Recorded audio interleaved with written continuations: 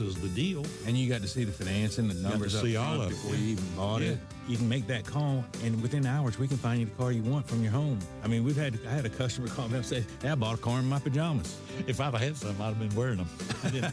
Friends, if you're in the market for a pre-owned car, truck, or SUV, get an honest car buy from the Honest Car Guy. You pay what we pay, plus an honest fee, and we back that up by giving you the bill of sale. That's our transparency guarantee. Call 844-SHOW-ME-1. That's 844-SHOW-ME, the number 1, or visit honestcarguy.com.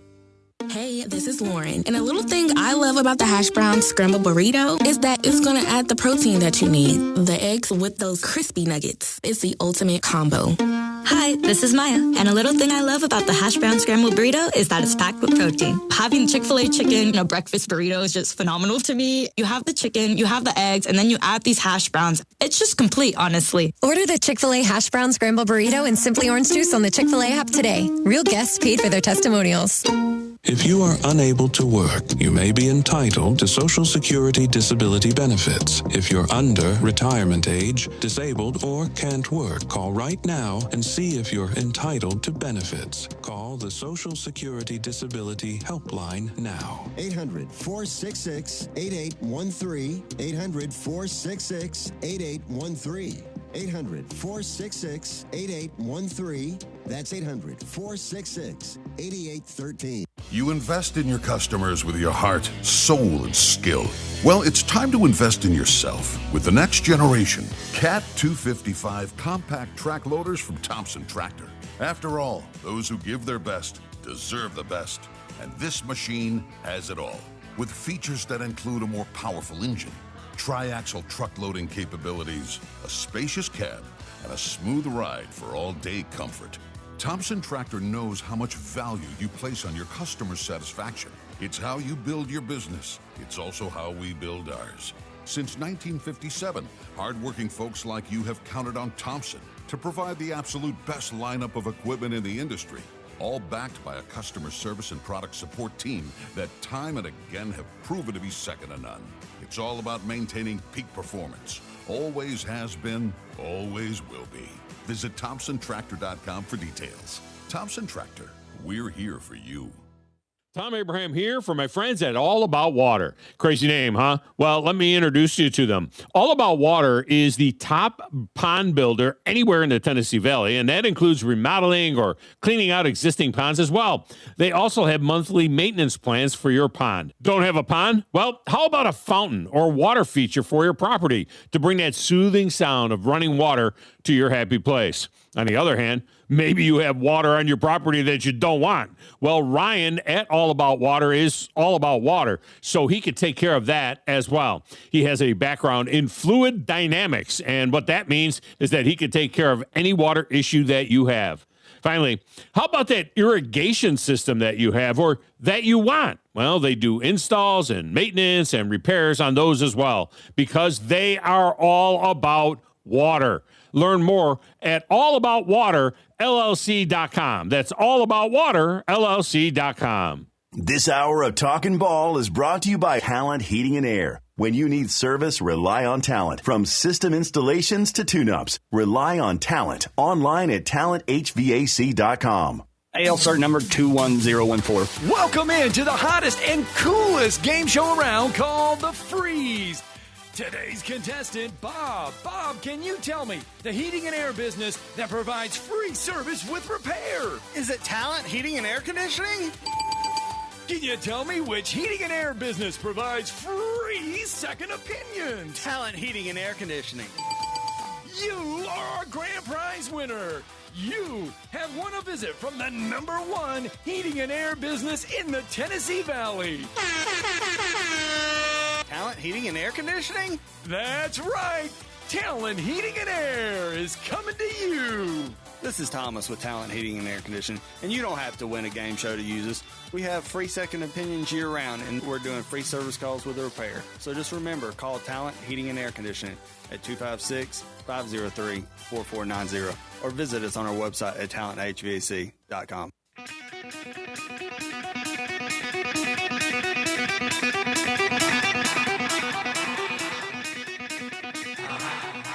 Welcome to Talkin' Ball with Scott Tyson and Drew DeArmond. Call into the Neighbors Wealth Management Hotline now, 256-576-4977. That's 256-576-4977. Now, here's Scott and Drew.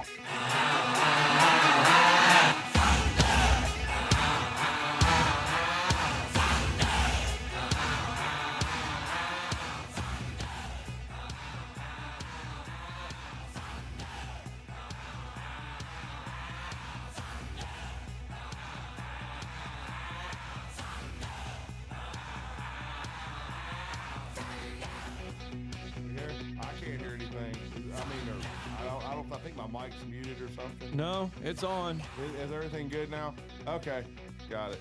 It's up and almost as loud as it can be in here. It's almost full thing. Yeah. All right. Well, here we go. We'll try it again. Welcome in on a Tuesday edition of Talking Ball, 97.7 ESPN, The Zone. Scott Tyson, Drew DeArmond, welcome in on this Tuesday, a Tuesday that sees it sitting at 76 degrees right now. Your high today is 90. Feels like 82 out there. Safe travels into work, into school, wherever you may be headed. Your humidity right now is 93% outside. Safe travels into work, into school, 256-576-4977. Talent Heating and Air can help you stay cool inside. TalentHVAC.com, 256-503-4490. Trusted heating and air conditioning services in Huntsville. Locally owned, 40-plus years of combined experience, 24-hour service available. Give them a call now, 256-503-4490, or find them online, TalentHVAC.com. We talked about it yesterday, just so that you know, the College Football Playoff Committee did meet yesterday. Didn't really come up with anything new, except there is one minor tweak for the field this year. The champions from the Atlantic Coast, or the ACC, Big 10, Big 12, and the Southeastern Conference are guaranteed spots, as is the highest-ranked team from the American Conference USA, the MAC, the Mountain West, the Pac-12, and the Sun Belt. I know you're probably saying, well, this is exactly the same, but it's just a minor tweak. As last year, the 5 highest-ranked conference champions automatically qualified. Duke won the ACC last season, but it was not one of the 5 highest-ranked league champions, so they were left out of the field. If that happens this year, they would have been in the field as your conference champions will automatically be in the field. So that is your minor tweak to the college football playoffs. Well, you know, you figured this was coming, even though I think a lot of people don't like the automatic qualifier stuff when you win your league, because again, Duke lost 5 games, so right. They ended up going 8-5, and you've got to do a better job than that. It's honestly just I think a black mark against the ACC. Look, I understand that Miami went to the national championship game, but it also shows how they didn't play up to their potential until the playoff, because they had no business losing to SMU or Louisville at all. I mean, right. Come on. I mean, as a matter of fact, if Cristobal had missed the playoff and not got in over Notre Dame, or if they had lost the Notre Dame game, and if they had, then Notre Dame rightfully, I hate them, but they rightfully would have been in the playoff. Yeah, if this year, if the way that they have it set up for this coming year, yeah, with the college football playoffs, if it were in place last year, Notre Dame would have been in and Miami would have been out. Well, see, that's stupid, though. Yeah. Because you're saying conference championships matter, but head-to-head has to matter. They beat them! Shut up! Miami and James Madison. A woman is a woman and a man is a man. Okay? I'm tired of this bull crap. And if you beat somebody, you should be in. Head-to-head. It matters. Last year, Miami and James Madison would not have been in the playoffs if we would have stayed with the format if we would have used this year's format. Yeah. They Yeah. play Mutt, Jeff, and nobody. Sorry. So that is the minor thing. Now, they did, from what I've been reading and told, for about 30 seconds, they discussed the 20-team playoff, but that was it. It was never really, this was not about all that. This was about some clerical stuff and all that. They did announce the I guess you could say the recusals. Like, if you discuss certain teams, who's going to be recused in the room? Well, dadgum. So I'm glad that they drank some coffee or espresso and realized that, that matters. But head-to-head has got to matter. If head-to-head doesn't matter, then why the hell do you have a committee being paid to be there, giving free food and doing everything else? And what are they doing? They just sticking their thumb up their ass? If you discuss Appalachian State, Hunter Yurachek and Doug Gillen are going to be recused. If you discuss Arizona, Mark Harlan. If you're discussing Appalachian State being in a 12-team playoff in college football, then you need to just, go to Otis Campbell drunk rehab and get the hell out of the room. If you discuss Auburn, Gus Malzahn, who is a member of the committee this year, he will be, you will have to exit the room. If you discuss SMU, Gus Malzahn will have to step out of the room. If you discuss Stanford, Ivan Maisel. You won't have to worry about it. If you discuss Middle Tennessee State, Chris Massaro will have to Why step. the hell are they in the room anyway? I mean, Chris Massaro, by the way, is... I don't know. Oh, he's the athletic director from Middle Tennessee State. He's on the playoff committee. Good for him. Mike Riley is a part of the committee. If you discuss Oregon State and Wesley Walls, from Ole Miss. Yeah, I was going to say you could have paused for a second. Where did Wesley Walls play? 90% of the people are not going to know, and they're also not going to know he played both ways for Ole Miss, tight end and defensive line. And then he was the tight end for the Carolina Panthers for a long, long time. But great player. Yeah, but, no, he was. But they're not going to know who the hell he is unless you're an Ole Miss fan. And then, so there you go. Those are some of the recusals for this coming year. But, I mean, that's just stupid, though. You head-to-head has to matter. Look, I understand you want your conference champion in. Yes. But and you know how you get that, you make that happen? James Madison disappears for life, okay? Because they have no business being in a 12 or 16-team playoff unless they're undefeated and they won their league and they happen to be the one shining G6, which will probably never, ever happen. Maybe the stars line up one time where they do that, Boise State loses or whatever, and they get in. But they shouldn't be two of them in. Sure as hell. Love John Summerall and what he did at Tulane, but there's only one of those that should be in. And John Summerall had a better resume than James Madison, okay? James Madison should never be in. That's the way you get Duke in. But I'm sorry, if Notre Dame, I don't care what their lineage and history is, I don't give a rat's ass. Right. They don't deserve to be in if you lose to Miami. Now, if they beat Miami, of course they deserve to be in. I have no problem with it. Can't stand them, but I'm going to sit here and say they should be in. But they did not beat them. They lost on the field. So stop trying to make concessions and say, well, this time they'd have been in. They didn't deserve to be in. Miami deserved to be in, and Miami went to the national championship game and nearly won a title. And if they had, these ACC people would be insufferable because they would think they have the best football league in the country, and it sucks. 90% of them stink. They're not any good.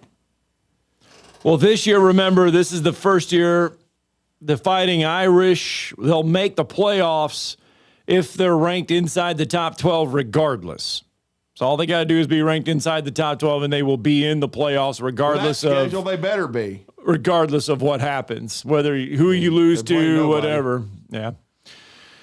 Our good friend Josh Pate did spend some time talking about the college football playoff expansion, 12 teams, and everything. He likes 12. Josh likes 12. He thinks that college football stumbled upon something when they went from 4 to 12. He believes that, they hit that number, and he believes 12 is the way to go because he thinks that games mean something still. And if you go to 16 or if you go to 24, you're going to have regular season games where teams are all just going to be like, yeah, it means something.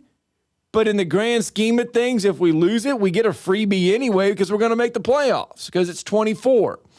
Here's Josh. Well, I don't know. I've never thought it should be 24 anyway. This is really unpopular with the public. So they kind of have to gaslight you a little bit. They have to look at you and say, hey, you guys want better regular season games, right? Well, the only way to get that is to expand the playoff so people aren't scared of scheduling anymore. No, the way you get that is by making sure your rankings process properly takes strength of schedule and strength of record into account. And if time comes where a 9-3 belongs in over an 11-1 because the 11-1 refused to schedule up, then so be it. That is how you fix your scheduling problem in lieu of expanding the thing to a point where you water down the entire regular season. What the hell have we been saying for weeks and months? It's the exact same thing. And it's just like Mark Gottfried had to learn a tough lesson when he was at the University of Alabama as a basketball coach. Right. In year 2, they went 25-10, and they lost in the NIT championship game, I believe, to Buzz Peterson in Tulsa. And they lost, and they ended up not getting in the tournament, even though they won 21 games or so. In the regular season and the SEC tournament, but they didn't play anybody. Their out of conference schedule was weak, and then the next year, they played a tougher schedule, and really throughout the rest of his tenure, they played a much tougher schedule, and they got in several times at 18-11, 17-12, something like that. And hell, I mean, when they went to the Elite Eight, his best year was in 2003. 2004. Let me correct myself. 2004.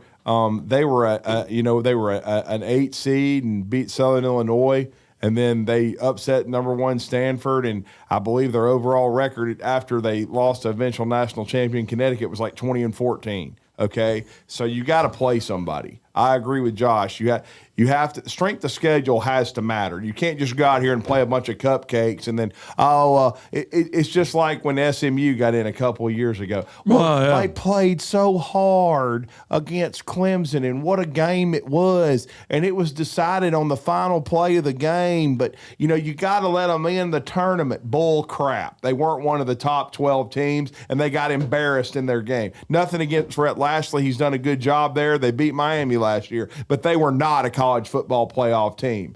Ole Miss, Alabama, and South Carolina would have beat the hell out of that SMU team. They played nobody.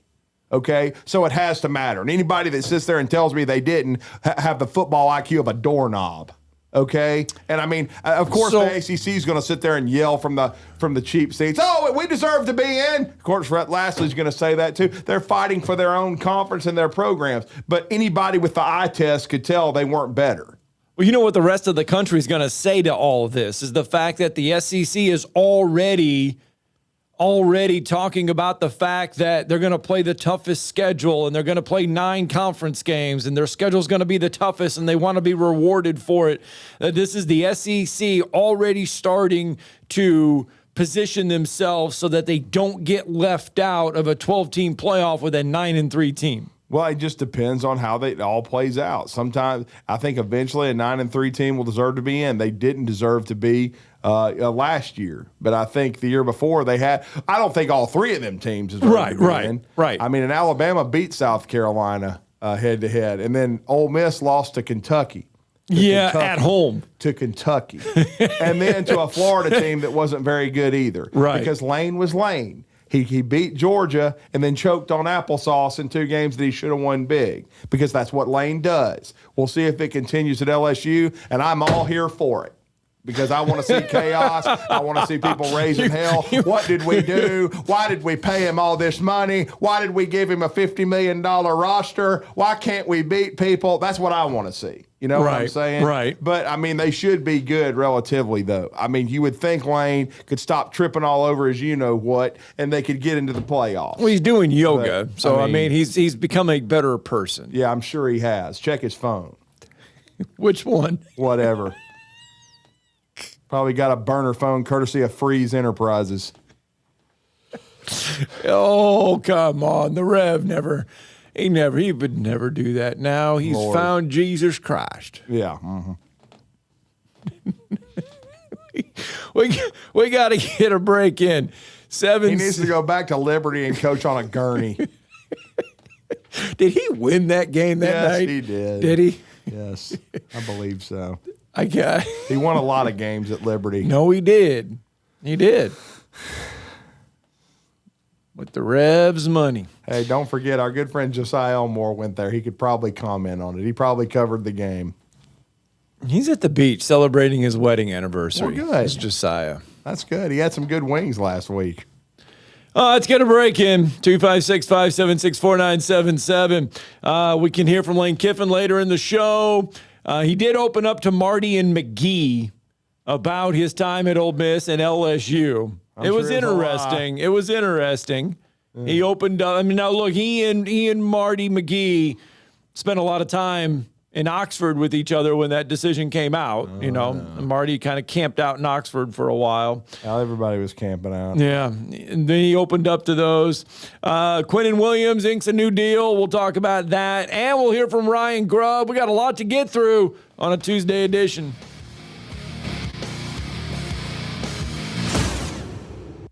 You're listening to Talkin' Ball on 97.7 ESPN, The Zone.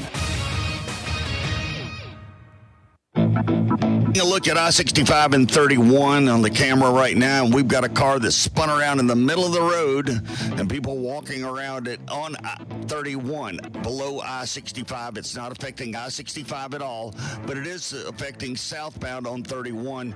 Got one car spun around in the middle of the road. It is blocking the road, and there's two more cars involved in that accident from what we can tell from here. So you're going to need to use caution through that area. That's down in the Faultville community. Then we've got another accident, and we were told it was clear, and now we're told that the tow truck's on the scene there at 20 and the Beltline and Decatur slowing you down. The accident they had at Clinton at the Parkway has been pulled off the road down in the parking lot. I believe it's down there at the coffee shop. So be on the lookout for just some activity in that general vicinity. Everything else in the valley looking good. Your traffic times are looking great. Still looking good. Ardmore to Huntsville about 39 minutes, and Boaz to Huntsville about an hour and 8 minutes. Gunnersville to Huntsville about, they're saying 42 minutes, and then Arab to Huntsville only 36. And it's about 55 minutes to go from Arab all the way to Research Park West. Keep the seatbelts buckled and be careful. I'm David Cruz, Mr. Traffic. The company is Eagle Masonry and Insulation, but did you know they're also Eagle Landscaping and Dirt Work? Eagle can take care of all your landscaping needs, including irrigation, sod work, and planting, both plants and trees. On the dirt work side, Eagle can grade and build your pads, haul dirt in or out, and even do erosion control. Philip Love and his team can do it all for you. The website is the same, insulatewitheagle.com, as is the phone number, 256-755-1556. Give them a call and see what Eagle can do for you. Eagle saves you time. Eagle saves you money. Welcome to Southern Wagyu Steakhouse and Meat Market in Huntsville. From hand-cut premium steaks and chef-crafted Southern favorites to phenomenal made-from-scratch desserts and restaurant-quality meats you can take home. Every meal is made with passion and served with genuine Southern hospitality. Join us for lunch or dinner. Attend a monthly 5-course supper club or stop by to stock up your grill. You'll see that we deliver excellence from prep to plate. Southern Wagyu Steakhouse and Meat Market, corner of Highway 72 East and Jordan Road. Come taste the difference. Tom Abraham here for my good friend Bobby White at Lynn Leighton Ford, where you never find some mysterious dock fee that could be like $600, $700, or $800. A dock fee is an add-on that some dealers will charge just to do the paperwork on your deal. Now, Wes and I just bought F-150s at Lynn Leighton, and we're amazed at the ease of getting the deal done. Transparency is important in buying these days, and that's what you get at Lynn Leighton Ford in Decatur. Lynn Leighton offers an extensive new and pre-owned inventory, as well as lease specials, finance options, and expert auto service. They are dedicated to providing exceptional customer service and are an integral part of our community. Believe me, it is worth the short ride over to Decatur to see what Lynn Leighton Ford has to offer, just a mile west of the Beltline on 6th. At Lynn Leighton, there are no mystery fees, just great prices. It's the Lynn Leighton way. We made the move, and so should you, to Lynn Leighton Ford. You've got to experience Toyotathon at Bill Penny Toyota. They've got the selection with over 700 new Toyotas to choose from. And they've got the extras with Bill Penny perks and a 10-year unlimited warranty. So get on over to Bill Penny Toyota today and experience Toyotathon. Bill Penny Toyota in Huntsville and online at BillPennyToyota.com. Bill Penny's Toyota 10-year unlimited warranty is valid through the 10th year of ownership. Valid on new vehicles only. See dealer for details. Lake Gunnersville Ace Hardware is your locally owned and operated hardware store. We're not just about numbers, we're about helping neighbors, because our Ace Hardware store is part of your community. We're committed to being the helpful place by offering our customers personal service, quality products, and a convenient shopping experience. As the helpful hardware folks in your neighborhood, we promise that helping you is the most important thing we have to do today. Stop by and visit Lake Gunnersville Ace Hardware today, 1536 Blunt Avenue in Gunnersville. The Drive with Wes Neighbors and Steve Moulton. Weekdays from 5 to 7 p.m. Only on 97.7 ESPN The Zone.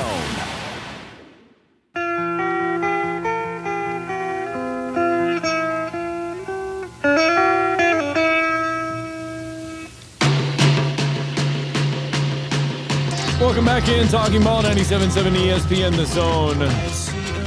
Scott Theisen, Drew DeArmond, welcome in. Chris Smith sending us a message on Twitter. Now that you're back on Twitter, you got this message as well. He says, what has Gus Malzahn ever done to justify being on the playoff committee?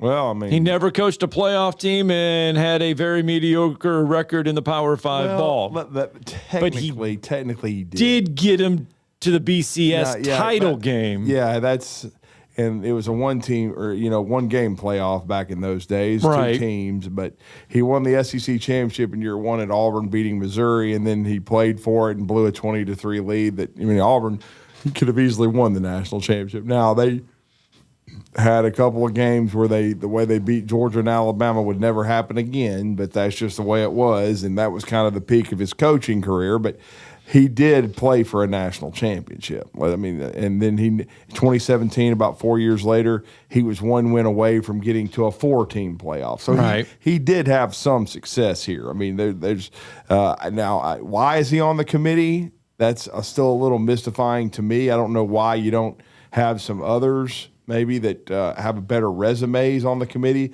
like a Bob Stoops, maybe. He actually won a national title and coached so long at Oklahoma and won big games, and they call him Big Game Bob. Why is Steve Spurrier not on the committee? What if the SEC, the ACC, the Big Ten, and the Big 12 all sent like one person in? The SEC said, "Okay, we're going to send a representative. It's going to be be a coach. It's going to be a former coach, and we're going to send." You could send Stoops now because the SEC, that's where OU is, and and then who would go for the Big 12? I know he's getting up there, but Tom Osborne would have been a candidate, but they moved to the Big Ten. You could put Mac Brown in there. You could put Mac Brown. He was in the Big 12 at Texas for a long time, and he actually has some sense when you talk to him, and he actually is on top of a lot of the issues. So I think Mac would be a good Big 12 representative. He could either do that or he could represent the ACC, considering he was at North Carolina twice. But I don't know. That's just me. For the ACC, it would repulse them, but Dirt Neck could represent them. Put Chan Gailey in there. Who? He didn't do squat in them college coaching. I know. I'm just trying to think of somebody from the ACC. Dirt Neck won a national championship. Go get. Was Miami was in the Big East at the time. I was thinking. You're thinking, I guess, Larry Coker. I was thinking, Dennis Erickson.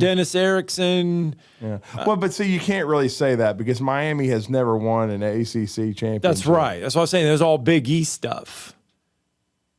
And they're just a basketball league now. I know who you could put for the ACC. I know who'd be perfect. Who? Frank Beamer. That would be perfect. He didn't win the national championship, but he came dang close. That would be perfect. Yeah. Because you could take, Hunter Yurachek is on here. Carla Williams, the athletic director for the University of Virginia. Jeff Tedford is on there. Mike Riley is part of the committee. Randall McDaniel, former All-American offensive lineman at Arizona State, is on the playoff committee. Great player. It was a great player for the Vikings. Troy Dannon, the athletics director for the University of Nebraska. Mark D'Antonio, the former head coach at the University of Cincinnati and Michigan State, who did get Michigan State into the college football playoffs. And then got Derrick Henry. Yes, put up a goose egg. Their lone playoff appearance, they did not score. Doug Gillen, the athletics director for Appalachian State, is on the playoff committee. He understands tough schedules. I'm just kind of looking at, there you go. And then, of course, Wesley Walls and Ivan Maisel. Love Ivan. Former sports writer in the Atlanta Constitution, Sports Illustrated, Dallas Morning News, Newsday, ESPN, and On3. So there you go. That's your playoff committee. And, of course, I think Juracek is the chair. You're a dumb, yeah. And remember, when we were in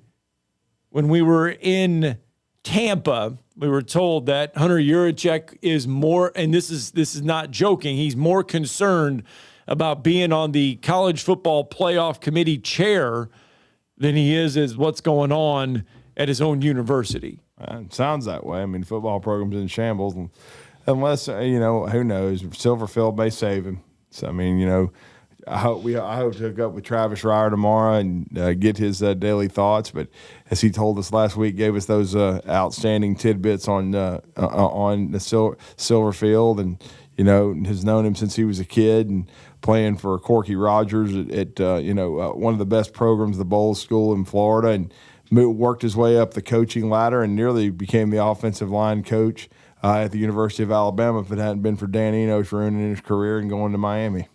All right, let's slip in Brandon real fast here before the break. Good morning, Brandon. What's up, Brandon? Good morning. Well, I'm back from the multiverse, and it appears that we have merged with Drew's Twitter account. Yeah, man. It's great to be back. I've only had 2 requests for a podcast from the same person. Well, I was sitting there last night, and those Budweiser Real Men of Genius commercial things kept popping up on YouTube. Yeah. And I was sitting there, and I said, I wonder if I could write one for Drew, Mr. Twitter Private Messenger podcast voter. Yeah. I was thinking how I could write that one. Yep. Yeah. Good to see you back. And, thank you, man. Appreciate the help. I think Jimmy Johnson would make a good voter for the ACC. Well, hey, that's he certainly coached for a long time, but I think Jimmy, once he retired from TV, for 20 years he did Fox, right. NFL. I think Jimmy just wants to sit on the boat and chill. I think he's done with it, and I don't blame him. But you could even Dave Wannstedt. There's so many guys. Yep. I mean, he coached at Pitt.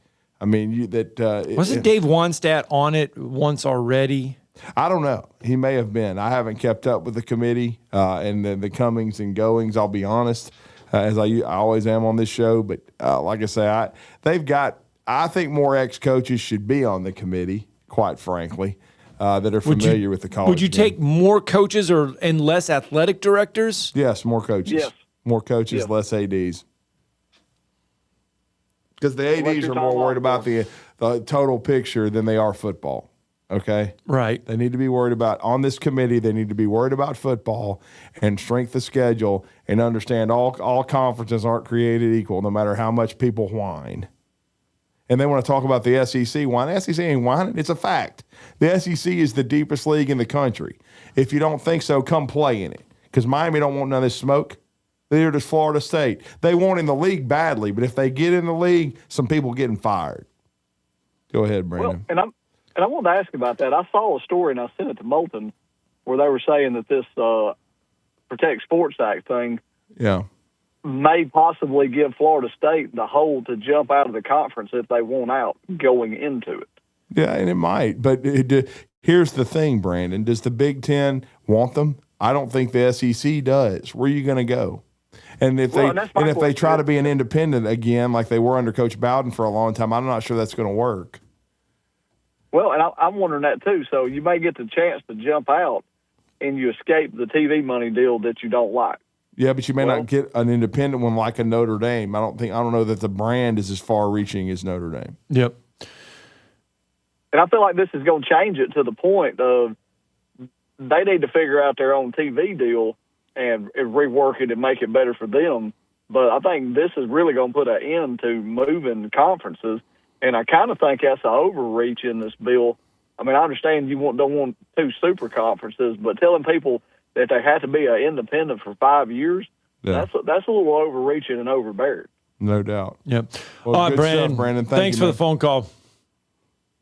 All right. Well, we'll talk more about that because there's some interesting things there, but we got to get a break in. Bill Benner's on the other side. Get his thoughts on this meeting yesterday, as well as let's look ahead to some Big Ten football.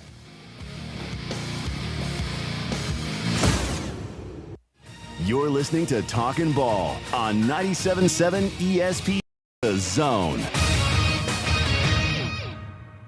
Your Fox 54 weather. I'm Chief Meteorologist Jordan Dressman. Warm and relatively humid as we head into the overnight. Temperatures dropping into the mid-70s. A mostly to partly sunny sky for your Wednesday. Maybe a couple of passing showers are possible across the Tennessee Valley, but I do think the vast majority of us are probably going to be dry. It is going to be quite warm, however. Temperatures climbing into the mid and upper 90s. Heat indices in the lower triple digits. We're going to do this again on Thursday. Your Fox 54 weather. Only on 97.7 ESPN The Zone. Alabama, we're doing real good. We only got one accident right now, and that's at 31 underneath I-65 in the Falkville area. We do have volunteers on the scene with that accident now. 2 or 3 cars involved, one of them sitting in the middle of the roadway sideways, so be on the lookout for that. It's got quite a bit of blockage to it. And in the metro area of Huntsville, we're looking great right now. A little bit slow through Madison. Heading into Huntsville on 72, a little bit slow on 65, starting at the construction area. South Panel Research Park Boulevard, well, there's some heavy traffic there, but no major delays at this point. Also, the medical district continues to build on Governor's Drive, and so does South Memorial Parkway. Keep the seatbelts buckled, be careful, be on the lookout through the construction zones. Remember, slow down, pull over, move over. It's the law. Keep those seatbelts buckled. I'm David Cruz, Mr. Traffic. Specializing in simple and affordable rentals, McCurry Van and Car Rental can make sure you have just the right vehicle for your next family vacation, weekend getaway, or if you just need transportation while your vehicle is being repaired. McCurry carries Ford Transit vans and Mercedes Sprinter vans, trucks and work vans, and more. And they offer discounted rental rates for long-term rentals. Now with 4 locations: Athens, Muscle Shoals, Coleman, and Huntsville. Log on McCurryRentals.com to make your reservation now. That's McCurryRentals.com. AL cert number 21014. Welcome into the hottest and coolest game show around called The Freeze. Today's contestant, Bob. Bob, can you tell me the heating and air business that provides free service with repair? Is it Talent Heating and Air Conditioning? Can you tell me which heating and air business provides free second opinions? Talent Heating and Air Conditioning. You are our grand prize winner. You have won a visit from the #1 heating and air business in the Tennessee Valley. Talent Heating and Air Conditioning? That's right. Talent Heating and Air is coming to you.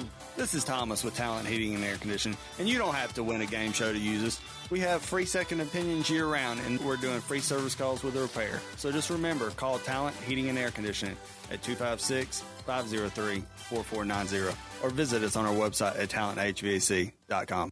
In the market for a new or used car? Look no further than Hyundai of Decatur. With a large inventory of new, used, and certified pre-owned Hyundai models, Greenway Hyundai of Decatur is here to service all of your Hyundai needs. Come visit our exceptional service department as well. With state-of-the-art facilities and a caring team of automotive professionals waiting to service your vehicle, make Hyundai of Decatur your #1 choice for all your automotive needs. Give them a call today at 256-274-0279 or visit them online at greenwayhyundaiofdecatur.com. We cover all the SEC schools, including Western Union and Venmo. I want that money! You know, 97.7 ESPN The Zone.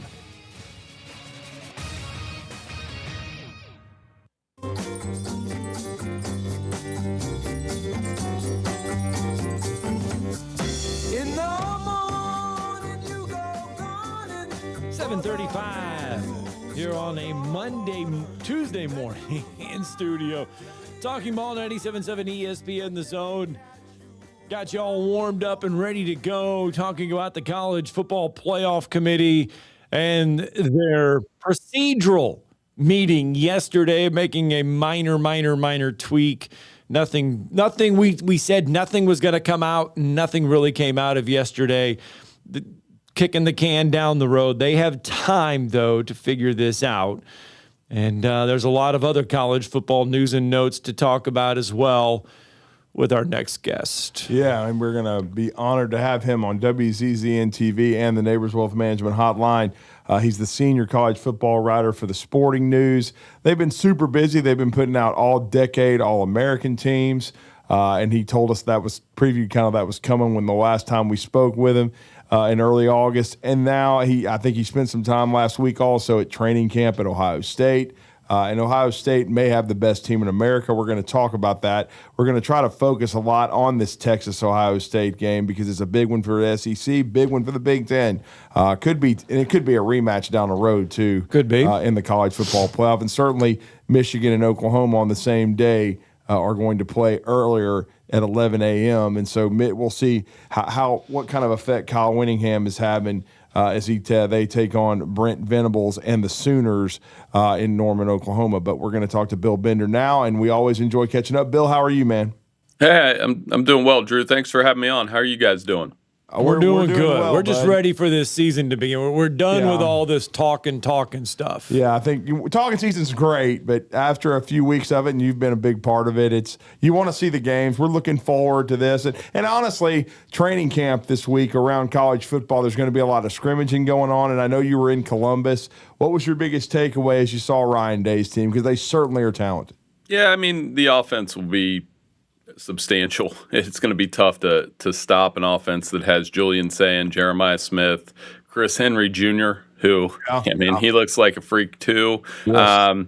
Loaded at running back, offensive line's tough. I mean, they're going to be very good on that side of the ball. I guess the question is who's going to step up on that defensive side? Is it going to be a defensive tackle like James Smith? Is it going to be, Jalen McClain in the secondary, Peyton Pierce at linebacker? They have some moving pieces on that side of the ball. And early in the season, obviously going to be down at Texas. That I could see that game turning into, last year it was very defensive. Yeah. I don't think it's going to be that way this year. I think those two are going to get up and down and score a little bit. Is Jeremiah Smith, I mean, obviously we know uber talented, probably the best wide receiver in college football. Maybe the best player. I mean, is he going to be? I mean, obviously he's a favorite. I mean, we've not seen a wide receiver win a Heisman since Devontae Smith in 2020. I mean, is Jeremiah Smith? I mean, he's that good. He could to be up there with the Heisman winner, right? Yeah, for sure. I mean, but the problem is Ohio State's had several receivers roll through and get in the Heisman mix, but they have to share. That's the hard part is he's going to share with Chris Henry Jr. He'll probably be a decoy some like he was last year where, a defense would shadow double team him and then it leaves somebody else open. So he has that impact without making that impact. He certainly has a chance to win it as the most imposing force in college football. And it is imposing. He looks, one of the writers I was standing next to said Julio Jones. I was thinking Terrell Owens. He's got that kind of body type where it is very imposing to try to stop him. So, to answer your question, Scott, but you normally take the quarterback, right? Right. Yeah, and then that's what I was going to say. Julian Sayin was outstanding last year. I know they didn't finish the season the way they wanted, but he had a really remarkable first year as a starter, should be better in year two, and he's going to steal some votes from his own teammate unintentionally. Yeah, I mean, that's part of it. So it makes it tough. It reminds me of, Marvin Harrison, and I think it would have been C.J. Stroud. They kind of took votes away from each other. Or Chase Young and Justin Fields took votes away from each other, even though Chase Young was playing a different position. So, in that event, yes, Jeremiah Smith out of the non-quarterbacks is the best bet to win it. But, you've got to put up huge numbers. Devontae Smith was one when he won it. It kind of built as the season went on. Because before the season, we weren't talking about Devontae Smith for Heisman, but he just continued to have huge games. And I think he clinched it in the Arkansas game, honestly, when he had the big numbers and then the punt return. So you need to have moments like that as well. And don't forget, and I love Smitty. He would still be one of my all-time favorites because he had a clutch gene unlike any other. But if Jalen Waddle doesn't get injured, Bill, Right. he may not get the touches that he got. Right, and that's interesting you bring that up because this week, and I appreciate you guys talking about our all-decade teams, but this week we have, I believe on Thursday, we had a pool of 20 voters and, some of the best college football writers alive, and, we have the top 20 teams coming. And it is an interesting list. It's going to make some people mad, I'm sure. But there are a couple Alabama teams on there, and it's just interesting to see how when you're around, like people like Ivan Maisel and Dennis Dodd voted on this thing. Matt Hayes, my good friend. Seeing everybody's ballot was pretty cool, and I got to cheat and see it because I got to compile everything. But it's a cool story, and there are definitely, and I'm sure you guys do that down there, where what's the best Alabama team of all time? And it's always subject to a fun debate.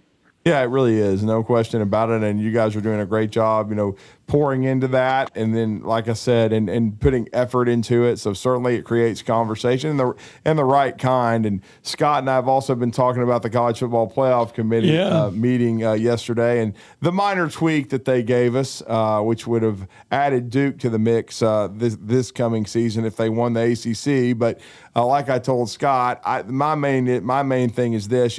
Head-to-head has to matter. So Miami still deserved to be in over Notre Dame in that respect. But in this instance, Notre Dame would have been in over a team like James Madison and should have. Yeah, I know they've made some tweaks to the college football playoff. I heard you guys talk about the 20 team that they're throwing out there. And I'll say this, I'm writing about it now. Right. If I have a choice between 24 and 20, I'm taking 20.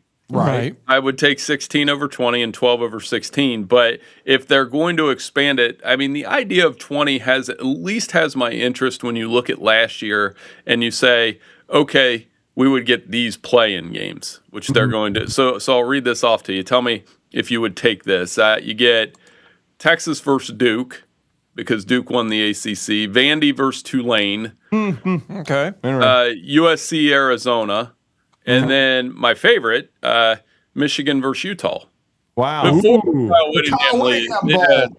So this was last year's ranking course, but I think I would watch that as hard as I watch Conference Championship weekend. I really do. I think because the Conference Championships, if you're giving me that instead of the Conference Championships, I'm probably going to take it.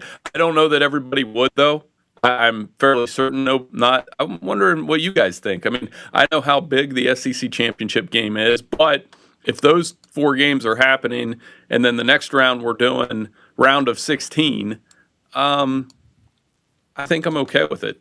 I think here, as long as you give the SEC the benefit of the doubt schedule-wise, but then if you take 2 SEC teams and put it in Atlanta and say it's a play-in game for these 2 SEC teams, and then that's your opportunity to get in. That's your opportunity to get in. I think the SEC fans would take that. Yeah. Well, in this 20-team field, looking at last year's rankings, you have 7 SEC teams in the field. Yep. You have 5 Big Ten teams. That's 60% of the field. I think no matter what format we use, the Big Ten and the SEC are going to get 60 to 65% of the teams anyway. So I mean, this one, you get Vanderbilt in. Vanderbilt plays a play-in game against Tulane. You get Texas in against Duke. Texas probably wins that game, goes into a 4-13 game versus Texas Tech. I mean, I'll take that. I will. And it's funny, I'm the one that doesn't really want expansion. I don't. But I just know we live in a sport they're never going to contract, right? Mm-hmm. They're never going to go back to 8 or 4. Mm-hmm. So if we're going to expand, I'd rather take the lesser number instead of jumping right into 24. And if this is a means of replacing the conference championship games, and let's be clear, I want to be clear on your show, I would rather do the BCS era. I'd rather go back to that than keep expanding this thing. But do they have it right now with 12? I mean, it seems like we just can't get satisfied. We mentioned the BCS era. We had 2, but then people wanted 4 right away as soon as you have 2. And then you get 4 and they want more. I mean, you get 12 and they want more. But do we, in the end of it, though, do we have the right number at 12? I don't know. I mean, that's the problem. And I'm we haven't had 12 for. We've only had it for 2 years, and Yes. people want to expand. That's the problem. And the two problems are we always want more, and everybody thinks that their playoff plan is the best, myself included. I've done that over the years. Oh, mine's so good. This is what they should do. But I'm not the only one. In a perfect world, I think they should have 16.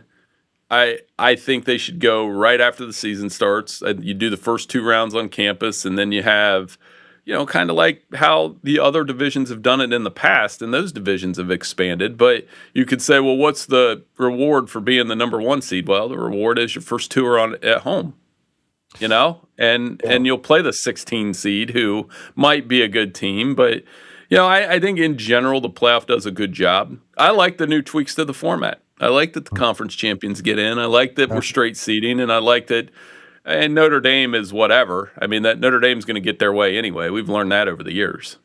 And we're talking to Bill Bender, senior college football writer for the Sporting News. And I'll just say this, and I'll bring up these 2 coaches, Kalen DeBoer and Kirby Smart. And I think even your Joey McGuires and people like that, and Dan Lannings. I'm just talking about teams that have been Ryan Day, certainly Kirk Signetti. I think a lot of the coaches that play in these conference championship games would rather be off and heal up a little bit instead of having to play that game and then go into the playoff, in my opinion. Because, a lot of times you're going to see a rematch anyway in the playoffs between those potential matchups if you had them. That's just my thought.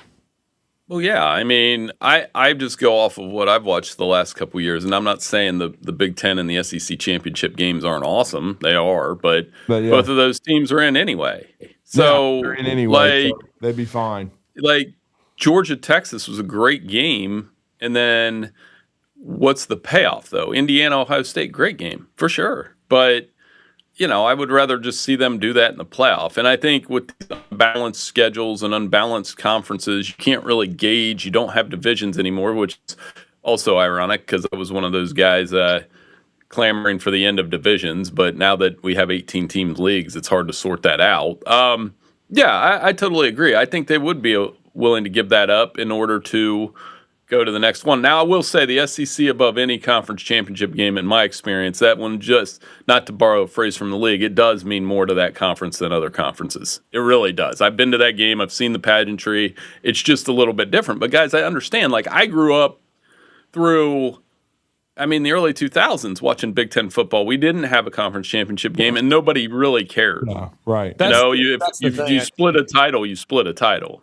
Yeah, and that's the thing. The SEC's had it so long that I think they just it's part of the fabric. Whereas it's the Big Ten, I think people are still kind of getting used to the fact that they have one. Go ahead, Drew. No, go ahead.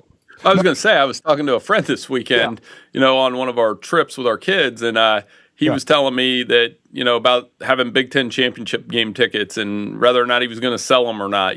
Whereas in the SEC, those are like Willy Wonka golden tickets, man. You want to have those for that game, and you'll hold on to them as long as you can. Yeah. Well, and then Bill, before we let you go, because we did talk a little bit about Ohio State, how good is Michigan going to be in year one under Kyle Whittingham, in your opinion? We'll find out. I think it's hard to say because this is that time of year, like you said, in Talkin season where you're going to see a clip on social media and you'll be like, wow, oh my gosh, their offense is amazing, but it's practice, right? So, I think he brings an air of seriousness to the program, which they desperately need.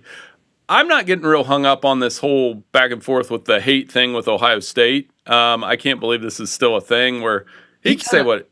Yeah, go ahead. Yeah, he talked about that yesterday, right? He kind of had to clarify the hate comments about Ohio State. Yeah, I really don't care what he says. Like people are like parsing his every word. Like he's never gonna.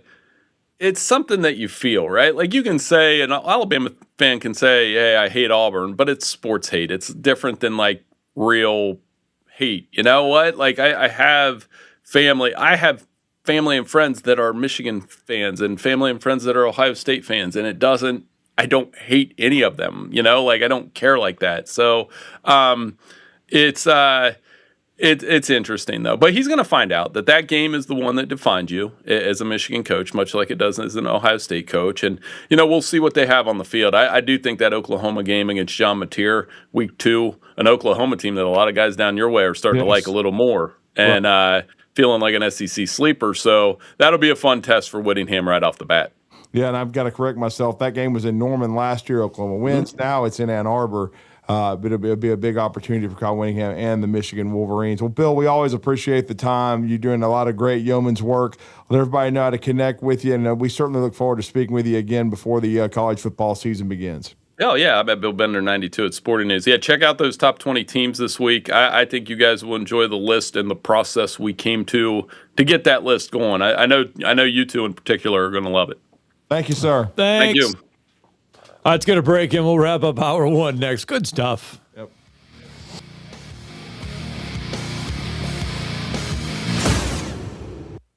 You're listening to Talkin' Ball on 97.7 ESPN, The Zone. Since 1986, Full Moon Barbecue has been cooking quality meats low and slow over a hickory wood-fired pit. From ribs and wings, brisket, turkey, catfish, and sausage to the best butts in town. If you're planning a holiday or a birthday party, Full Moon has a large banquet room. And Full Moon is ready for your next catering or tailgate. Just call us and we'll take care of everything. 256-713-0070. Full Moon Barbecue on the Parkway next to Costco. The best little pork house in Alabama. Still dealing with the accident at Highway 31 underneath I-65. It's a 3-car accident. We do have Falkville volunteers on the scene with it right now, but it's going to take a few more minutes because they're waiting on a state trooper to get it cleared up. Do have heavy traffic inbound on 565. Things are moving slow. Also southbound on Research Park Boulevard.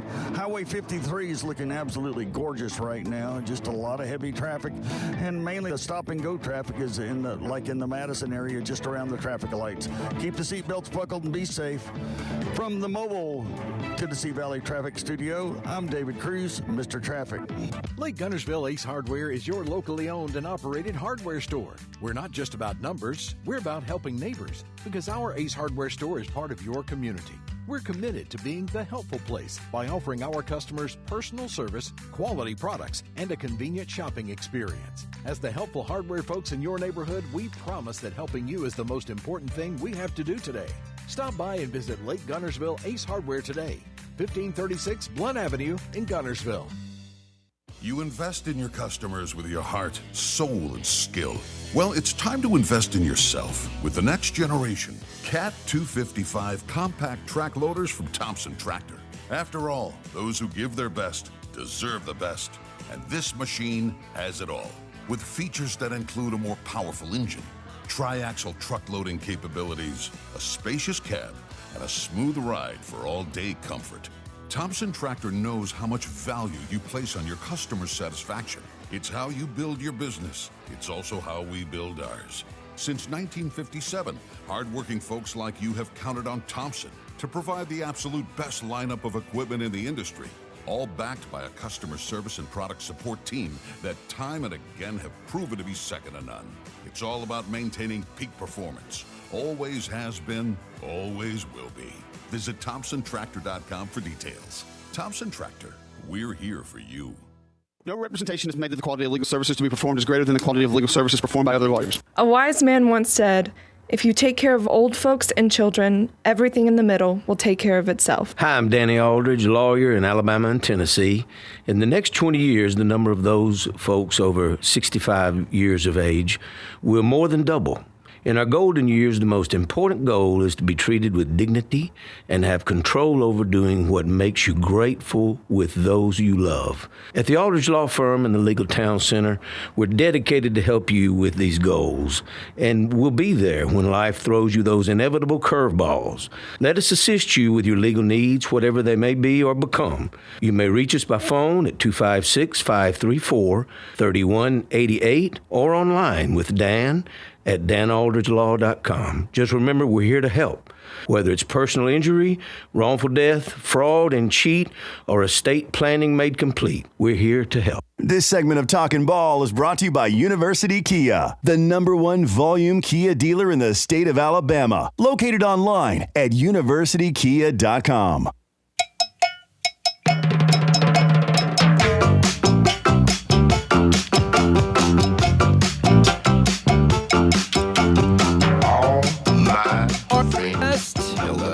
About done with our number 1.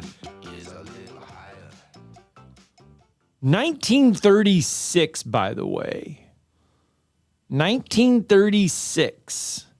Coming up here in the next few days, the preseason AP college football poll will come out. Yeah. In 1936, do you know who was the first team ranked? The first ever team ranked number 1 in the AP poll? Army. I don't know why I find this interesting. Minnesota. Wow. I mean, Army was a power back in the day. Army was number 3. Okay. Duke was number 2. And this ain't basketball. Northwestern was number 4, and Purdue was number 5. Well, football has changed a bunch. In 1936, your top 10 would be USC number 6, Notre Dame 7, Washington 8, Pittsburgh 9, and Yale 10. Man, obviously didn't have any love for Alabama. Followed by Duquesne at number 11, St. Mary's at number 12, LSU 13.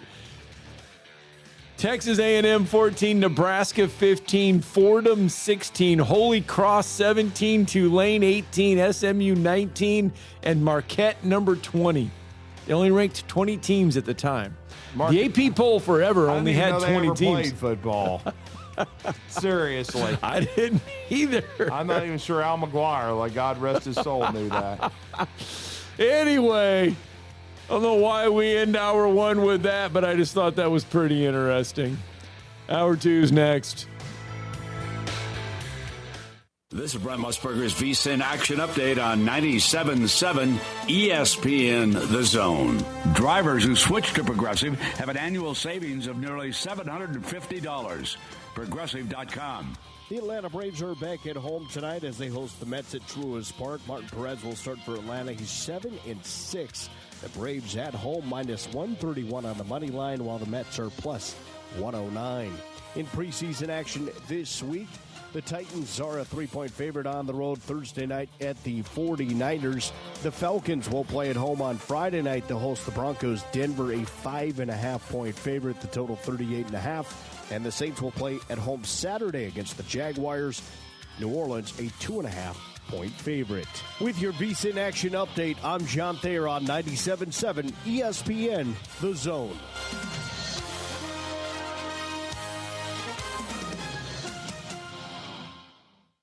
Tom Abraham here for my friends at All About Water. Crazy name, huh? Well, let me introduce you to them. All About Water is the top pond builder anywhere in the Tennessee Valley, and that includes remodeling or cleaning out existing ponds as well. They also have monthly maintenance plans for your pond. Don't have a pond? Well, how about a fountain or water feature for your property to bring that soothing sound of running water to your happy place? On the other hand, maybe you have water on your property that you don't want. Well, Ryan at All About Water is all about water, so he could take care of that as well. He has a background in fluid dynamics, and what that means is that he could take care of any water issue that you have. Finally, how about that irrigation system that you have or that you want? Well, they do installs and maintenance and repairs on those as well, because they are all about water. Learn more at allaboutwaterllc.com. That's allaboutwaterllc.com. WZZN, Union Grove, Huntsville, Alabama. 97.7 ESPN The Zone. SportsMed is the official team physicians of the Rocket City Trash Pandas. And if the pros trust SportsMed, you can too. SportsMed provides every service you might need for complete orthopedic care, specializing in orthopedic surgery, sports medicine, joint replacement, spine surgery, neurosurgery, and podiatry. And they offer their own brace shop, in-house full-body MRI, physical therapy, walk-in clinic, and so much more.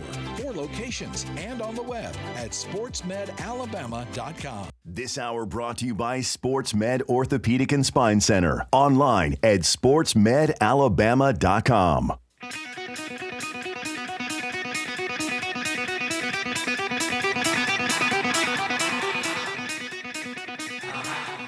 Welcome to Talkin' Ball with Scott Theisen and Drew DeArmond. Call into the Neighbors Wealth Management Hotline now, 256-576-4977. That's 256-576-4977. Now, here's Scott and Drew. All right, hour 2 is upon us. SportsMed Orthopedic Surgery and Spine Center, dedicated to providing care that improves lives, helping us get going here. North Alabama's leader in sports medicine surgery. Find them online, sportsmedalabama.com. State-of-the-art orthopedic urgent care. And how about the most comprehensive spine team in North Alabama? They are SportsMed Orthopedic Surgery and Spine Center.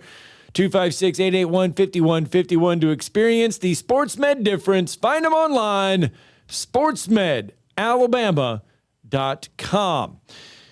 Bringing in hour number 2 with some more college football conversation. And hopefully we can get through 15 minutes here. Yeah, absolutely. Certainly, our next guest is a pilfer of our show and our pillar, excuse me. And he does a great job at co-hosting Crain and Cone. We didn't get a chance to see him in Tampa this year. We did see Blaine Crain, his brother, but he and David Adam Cone stayed on the homestead with the family. Of course, David has a large family and a beautiful family. And now our next guest, his family is going to be expanding in a minute. Already with a daughter, and now his lovely wife, Reed Ricketts Crain, is now due any minute, but he has been kind enough to join us on the Neighbors Wealth Management Hotline. But if he has to go suddenly, we understand, but we appreciate him taking the time out to join us here this morning on Talkin' Ball. Jake Crain, it's great to reconnect with you, brother, and congratulations ahead of time from Scott and I on the addition to your family, but I hope you're having a good morning. Yeah, guys, first off, it's great to be back. I know when I start coming on here more, we're getting closer to kickoff, so that's always good. And yeah, we the due date was Saturday. It's Tuesday. We're in our third overtime right now. Just hope this doesn't turn into, what's it, LSU, Texas A&M, or Georgia Tech. I don't know if I can take another 4 overtimes. Or Kentucky, Arkansas with Matt Jones. I think that was 8. Oh God! Oh, I forgot about that. Yeah, but no. If you hear me, you have to hang up really quick and go. That's because the show's about to start. But no, man, I tell you what, it's just my wife just said no, it's not about to start. Great, awesome. Yeah. Boy or girl? Do we know? It's another girl. I'll have 10 girls. That's how the way it'll work. But I will say, my wife. Even though she's from Tuscaloosa, she's really cool. She said we can go medieval style. We'll go till we have a boy. Oh, there you go. Okay. Yeah. Hey, who am I? I got to give somebody to give the sword to. No doubt. And well, speaking of that, you certainly had your Auburn prediction show yesterday, and I thought one of the headlines you put on it was, "Can Golish teach clutch?" Because the big problem with Auburn football has been finishing games. They've lost more one-score games than anybody in the country the last few years. Yeah, I mean, nobody can hold hands like Auburn, but if you try and go in for a kiss, they never do it. And look, and people out there that have played, that understand the game or that have coached it, there are moments in the game that are bigger than others. And if you really look, and we talked about this yesterday, Auburn was in a ton of one-score games that they lost, right. Which, again, on one hand makes you feel all right because at least you're in them. but it just seemed like whenever it came down to it, Auburn, the guys at Auburn didn't want the ball thrown to them. They didn't want to be the one to make the play or make the tackle, because there were times, as good as Auburn's defense was last year, where the defense fell apart in clutch moments. The special teams fell apart in clutch moments. And that's just your culture and who you are, because if you have prepared to a point where you are so confident that you want that 4th and 1 run at you, you want that 3rd and 8 thrown your way, or for you to get the ball, or for you to have a chance to make that kick to win the game, that's when you've gotten to a point, not that it always is going to work out and you're going to be perfect, nobody is, but that's to the point where Auburn's got to get to, where they run towards the moment, not away from it, and that's Golish's, I think, biggest hill to climb early. Do you get a sense from what you've heard from Alex Golish and just how practice is kind of gone right now that it's kind of there's a sense of a different culture in there right now, early? Yeah. Yeah, no, without a doubt. And I think the switch has already flipped, especially when you hear the players talk. That's what I listen to. Like, the coaches are going to say what coaches typically say, or what they kind of want to project. I listen to the way that the players talk, especially the ones that were at Auburn last year when Golish wasn't here. Now they are. It just sounds like when you hear Xavier Atkins talk, last year it was, hey, guys, look, winning matters, but as long as we're friends and we all go to the same church, that's the main point. That's not what this is. You're paid to win. If you want to run a summer camp, go run a summer camp. If you want to be a youth pastor, go be a youth pastor. This is being the head coach at Auburn. You get paid millions of dollars. People spend hundreds of thousands of millions of dollars to come and watch Auburn play on a city that runs on the economy of the athletic program, specifically football. You're paid to win. You need to be a good person because you want to be a good person. And winning also can matter. That's the difference I think Golish has put in there. And I think you can just see it and feel it. But look, at the end of the day, we got to see it on the field. That's what's going to tell the story. Yeah, I no question. And I've said that I've predicted it for the last 2 years. That didn't happen. You couldn't get it turned around. I've said this will be the year that they get back to postseason and they start making the steps to become a contender in the SEC. I said 8-4. What say you with Auburn? Yeah, I'm right there with you. I'm right there with you on 8-4. And again, look, I think the range of, people say ceiling or floors or this, that, and the other. I think the range for Auburn is actually, a lot. I think the ceiling maybe could be a little bit higher and the floor lower. Again, when you've had, 5 straight years of not a lot of success, but I've got them beating Baylor, Southern Miss, Florida, Vandy. I've got them losing to Tennessee, losing to Georgia. Drew, I think they beat LSU at home. Oh, wow. I really believe that. Some people think I'm crazy. I've got them beating LSU at home, losing at Ole Miss, beating Arkansas, beating Mississippi State, beating Stanford. And, if the Bama game was in Auburn this year, I'd probably pick them, but it's not. And until I see us, walk onto the Death Star and start swinging the lightsaber again, I'm not going to believe it. So I got to set 8-4. So did you say win against Florida or lose against Florida? Win against Florida, lose at Tennessee. So that Florida game we've had circled here because we're big time, ties to John Summerall. That's just a huge game, we think. Springboard. It's funny. We say springboard like it's for the season. Yeah. And there's a lot of games to be kept. This is like a springboard for the career. You know what I'm saying? Because, Auburn, 2 first-year head coaches. Auburn's got Baylor, which, I think they should win, especially if Baylor's stupid enough to stay in too high while Auburn just bashes them in the box in the run game.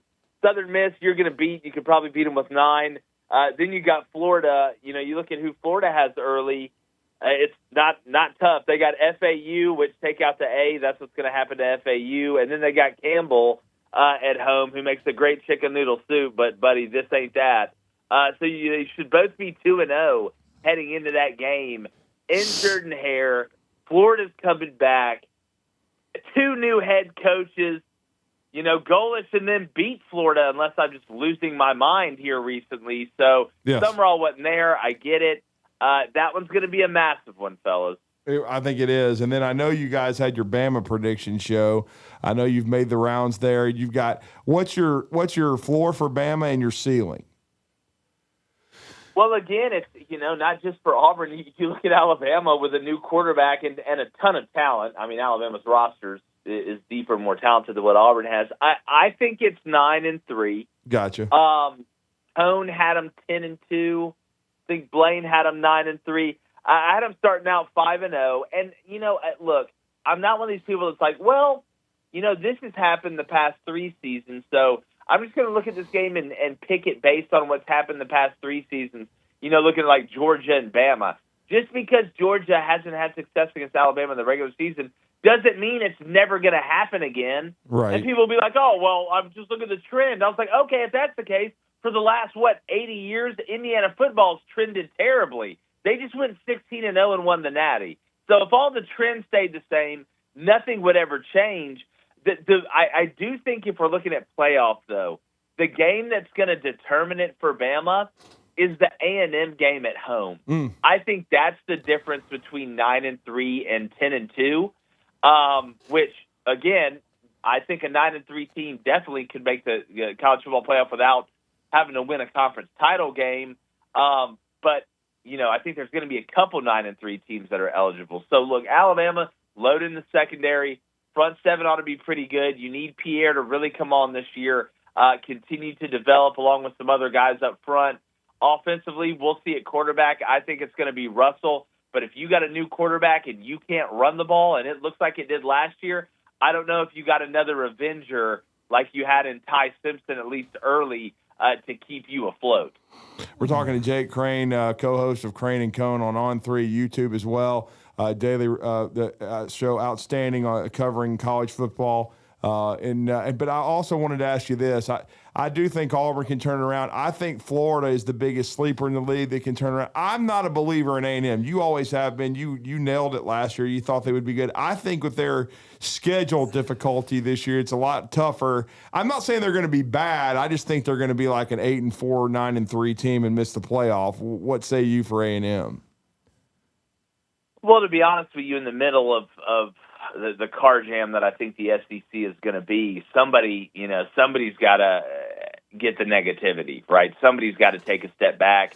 The schedule for A&M is brutal, but I'll tell you this much too, Drew. Schedule for Florida ain't much better. No, it's tough. I mean, after you got your 2 Kumbaya games to start off the season, you go to Auburn, then you play Ole Miss, then you go to Missouri, you get South Carolina at home, and then guess what? These next 3, good luck, bud. You go to Texas, you go to Georgia, and then you're rewarded by playing Oklahoma at home. And there's a bye week, I will say. There's a bye week in between Texas and Georgia for them. I don't know how much that helps. So I don't know, man. I think Florida's offensive line and the depth there is going to catch them probably about week 6 or week 7. And I just like Elko. He just gets every ounce of juice out of the squeeze. Like if you gave him just a normal printer, you give him 6 months, it'll probably scan too. He's just able to do those things. You give him a toaster, give him 8 months, it'll air fry. Just give him some time. Let him get the fundamentals down. They're not worried about the flash and the fancy cars and stuff out there. You know what Mike Elko them worry about? Blocking and tackling.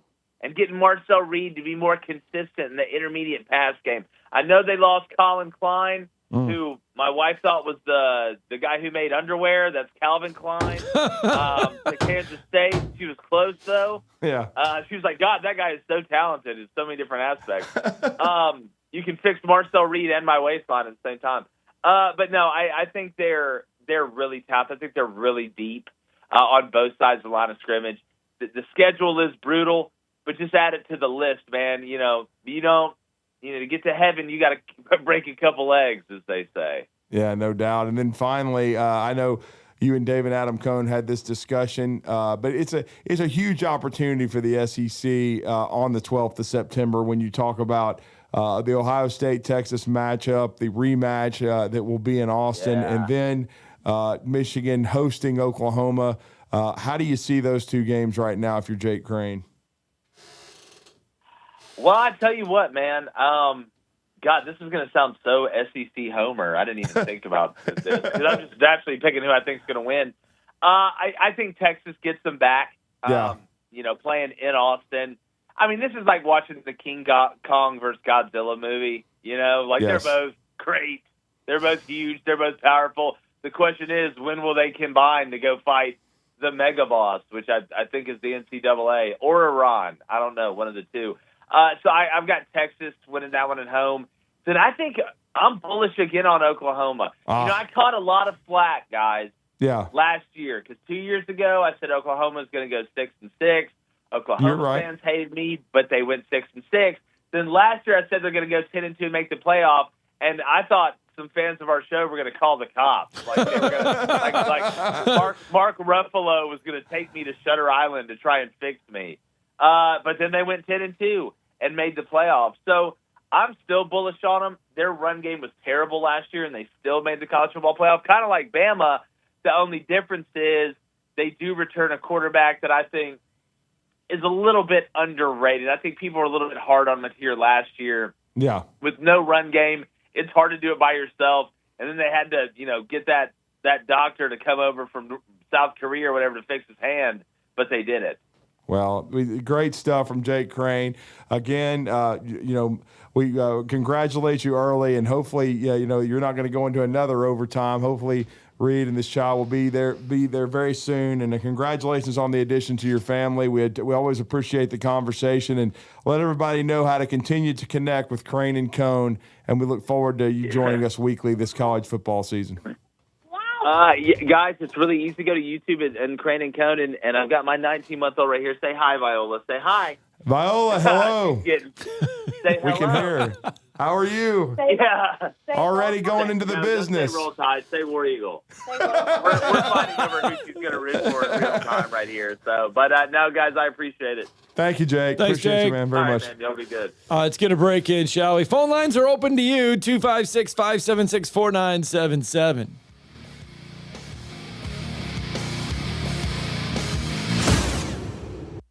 You're listening to Talkin' Ball on 97.7 ESPN, The Zone.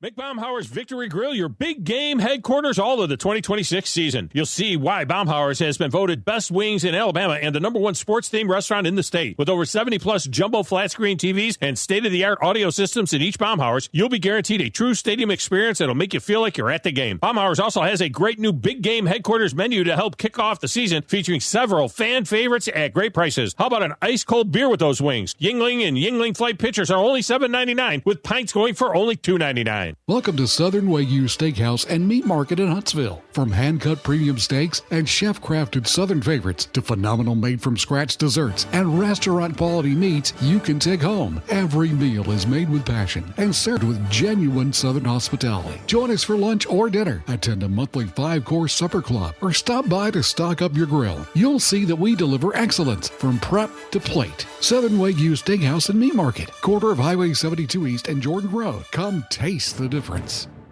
You want the right specialist for your recovery. At SportsMed Orthopedic Surgery and Spine Center, we understand every body is different. Your muscles and bones are unique, as is your body. Our SportsMed specialists offer innovative treatments and minimally invasive procedures, allowing you to quickly return to the life you love. Locations in Huntsville, Madison, Athens, and Decatur, and on the web at sportsmedalabama.com. Improving performance, improving lives. Tom Abraham here for my longtime friend Mike Owen of Owen Home Appliance. You know, Mike has over 25 years experience in the appliance industry, and since 2017, Owen Home Appliance has served customers in the Tennessee Valley with a focus on quality products, affordable prices, and excellent customer service. Owen Home Appliance prides themselves on community involvement as well, sponsoring local teams and events while making sure that you get the right appliance at the right price. Visit their highly interactive showroom in Lacey Springs, just 8 miles south of the river on 231. Listen to the Rocket City Trash Pandas all season long. Swung on, rocketed, left center field. That's going to get down and go to the wall. Montanel at first. He's on his way to second, and he'll pull in. There's the first ever cycle in Trash Pandas history. Trash Panda Baseball is only on Talk Radio WZZN.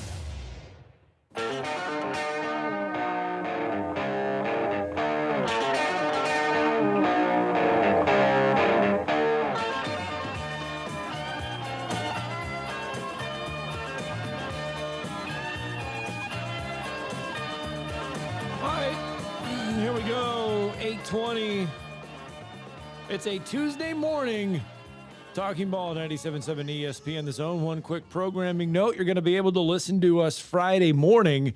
You're just going to be able to listen to some interviews you may or may not have heard throughout the week. So we'll have some select interviews once again for you on Friday.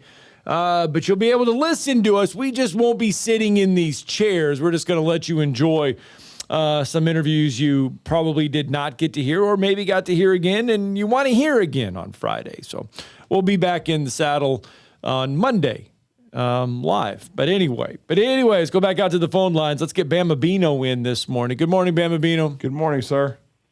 Good morning, guys. Good show as usual. We appreciate it. Thank you. Yes, sir. The best talk show hosts and producers in the country deserve Friday off. Well, we can't do it too much longer. Yeah, so we're just this is it. This is going to be it. But yeah, we just taking advantage a little bit to take some time off. Yeah, I think that Trump made that a law. I think it's in the books. Unless it's football season, the best producers and the most knowledgeable real journalists and sportscasters in the world. Not the gaslighters that pretend to be. But anyway, I was gonna say I just hope our offensive line is a little better coached on technique, and Wes knows a whole lot more about blocking techniques than I do. But I guarantee he'd say one thing, even without talking about specifics, is you have to have the center of gravity. You got to win the center of gravity battle, and you have to win. You have to be in position where your feet is spread better, to where you don't top heavy get knocked off the ball. We simply, our feet work weren't even close. It looked like some of the WNBA gals in there with their legs together, trying to block it, and you have more leverage if your legs are spread a little bit, and you have better technique blocking. I just hope if we can protect the quarterback and run a little better play selection and not be predictable, I don't see a limit with the talent we have. But if you start being predictable on your play calling and going to one side, they don't have to cheat. Everybody knows where the ball is going, and you're only limited by the sideline. So let's try to do that, and that's my only suggestion. Now, I don't know everything, but I do know if the opposite team knows which side the ball's going on, and you're on the left hash all the time, or whatever the short side is, you're limiting your options if you don't never go back to that gotcha play, especially to burn them. But and another thing, all this craziness on the WNBA, I wish Michael Jordan would say, I'm coming out of retirement. I'm identifying as a woman, and I just feel feminine, and I'm gonna declare for the draft. And I want to see what some of these woke coaches say to that. And another thing, did you see when the Indiana coach? And I don't, I see it on the headlines, and I see it on highlights, and of course it's on Fox because it's news. When they were answering, the Indiana coach took up for the other player, not Sophie. And did you see Caitlin Clark sitting there not saying nothing, but when she started gaslighting about, I don't think she intentionally meant to do so, and so Caitlin Clark put her hands over her ears.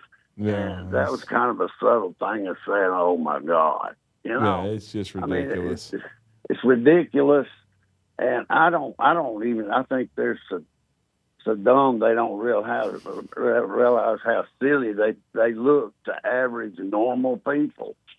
Well, they're blowing an opportunity to expand their league and to expand the popularity because they're too busy trying to be woke and then not take advantage of Caitlin Clark's star power and ability to draw viewers. They just keep trying to take her out, and then there's so much jealousy and pettiness going on in that league. I think that's the key. I mean, and they're hurting their brand, and these fools, both the coaches and the players, are too stupid to realize it.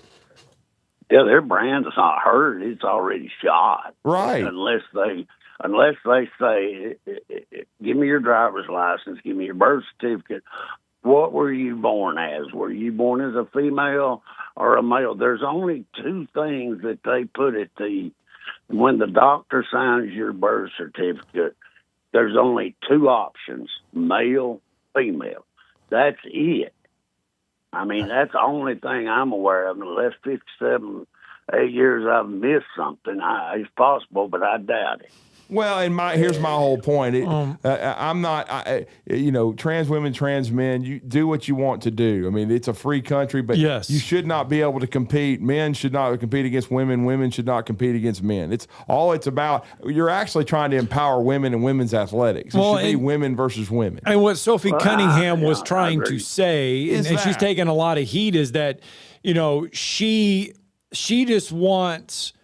She wants protection from girls in the locker room. That's it. She doesn't want biological males to be in the locker room. She's not discriminating against anybody. Yes, she's just looking out for what she believes in, and she's taking a lot of heat for that from stupid people. And she's taking heat from coaches and owners around the league because of what she said. And that is where and the WNBA commissioner did not come out and say men and women. She's come out and she's tried to speak around it, and that's what's opening up. That's what's opening up Royce White and Enes Kanter from declaring for the WNBA draft, and it's become a joke. They're just proving a point. Yes, they're proving a point, but the WNBA has become a joke because they won't draw a line in the sand and say we are a women's only professional basketball league. That's all they have to do, and people would be standing up. They'd have people flocking to go to games. Yes. But they're too stupid to realize it. Yes. I agree. And one quick thing,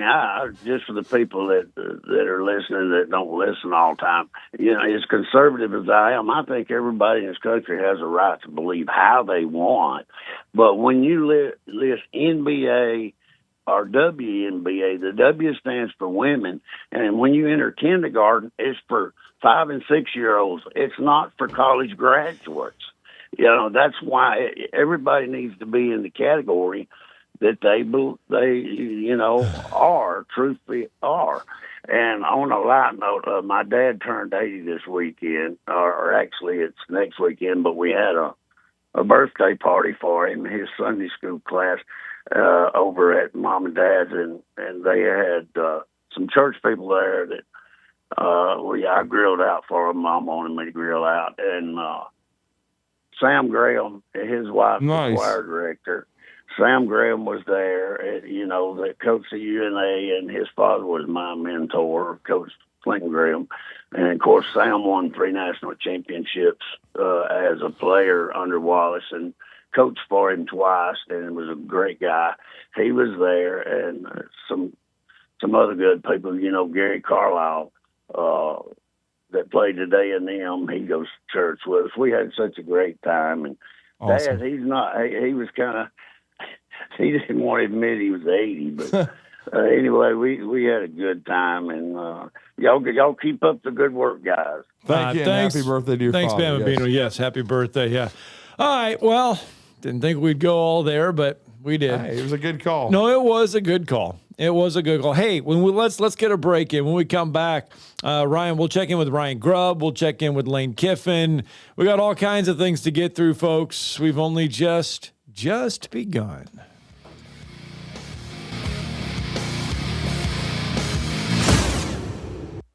You're listening to Talkin' Ball on 97.7 ESPN The Zone.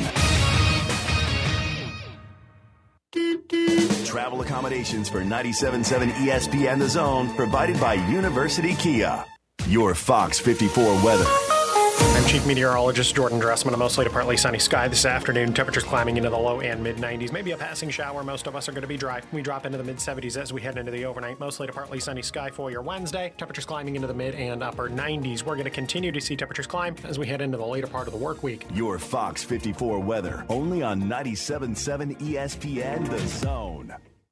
These days, saving time is important, and saving money is even more so. That's where Eagle Masonry and Insulation comes in. Over the years, Eagle has expanded their services to meet the needs of folks like you in our area. If you need masonry, brick, stone, or block work, Eagle should be your first call. They can even help if your property needs grading, erosion control, and Eagle can handle dirt haul-off. Call Eagle Masonry and Insulation today at 256-755-1556. Eagle saves you time, and Eagle saves you money.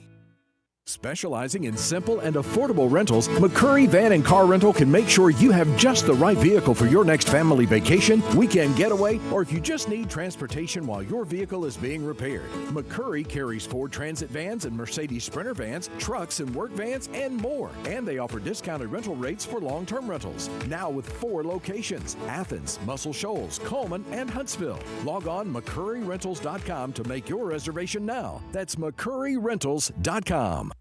Since 1983, Berkshire Hathaway Rise Real Estate's Ann Adams has been your local go-to real estate expert in the area.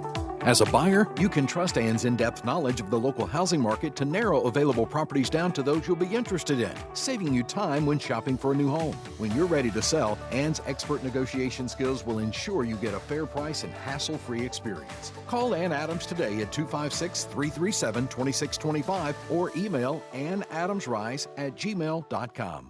Isn't the story of the prodigal son an amazing story? Basically, a rowdy boy who literally wished his father dead, ran away, and consumed his wealth with hard and fast living. Yet the father looked for his return every day, and when the boy got tired of eating pig slop, he decided to return. What did the father do? As soon as he saw that boy, he ran to him, threw his arms around him, and killed the fatted calf for a great celebration. Hey, I'm John Dees, pastor of the Cross Point Church. If you're looking for a church home, come see us, smack dab across the street from the YMCA in Madison. AL cert number 21014. Welcome into the hottest and coolest game show around called The Freeze. Today's contestant, Bob. Bob, can you tell me the heating and air business that provides free service with repair? Is it Talent Heating and Air Conditioning? Can you tell me which heating and air business provides free second opinions? Talent Heating and Air Conditioning. You are a grand prize winner. You have won a visit from the #1 heating and air business in the Tennessee Valley. Talent Heating and Air Conditioning? That's right. Talent Heating and Air is coming to you. This is Thomas with Talent Heating and Air Conditioning, and you don't have to win a game show to use us. We have free second opinions year-round, and we're doing free service calls with a repair. So just remember, call Talent Heating and Air Conditioning at 256-503-4490 or visit us on our website at talenthvac.com.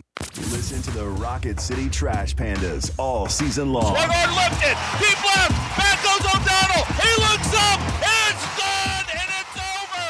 Denzer again, the goose is loose. Trash Panda Baseball is only on Talk Radio WZZN.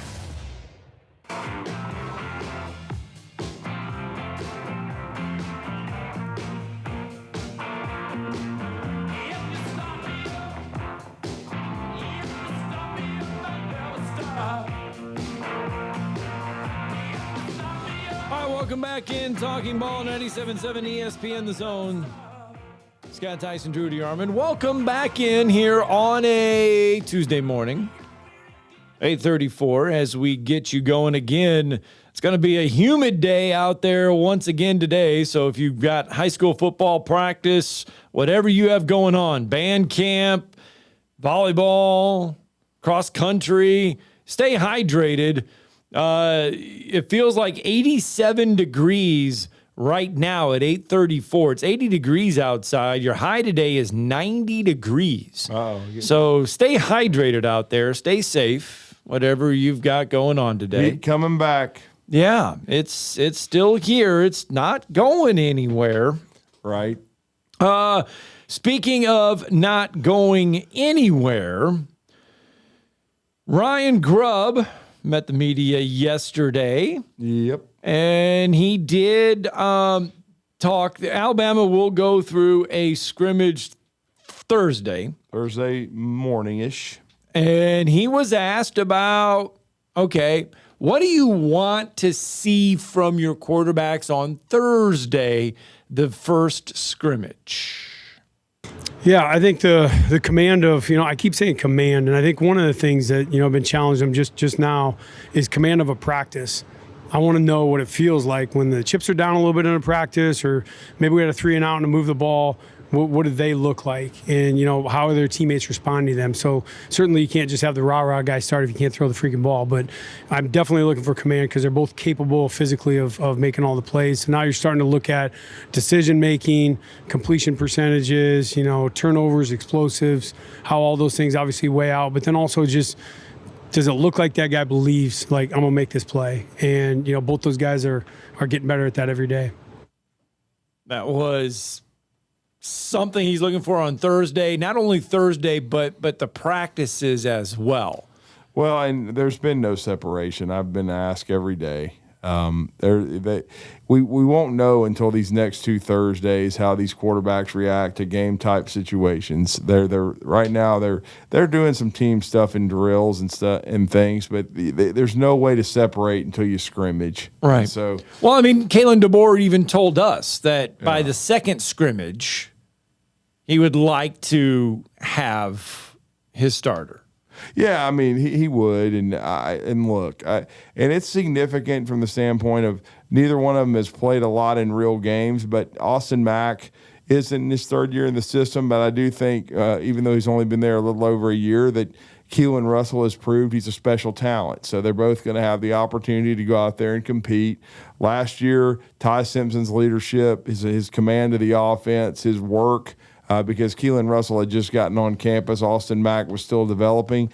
He took the bull by the horns and won the team and won the job and certainly earned it. But we'll see who earns it between Austin Mack and Keelan Russell. My pick is Russell. We'll see if that holds up, but we'll decide that in the next 2 scrimmages.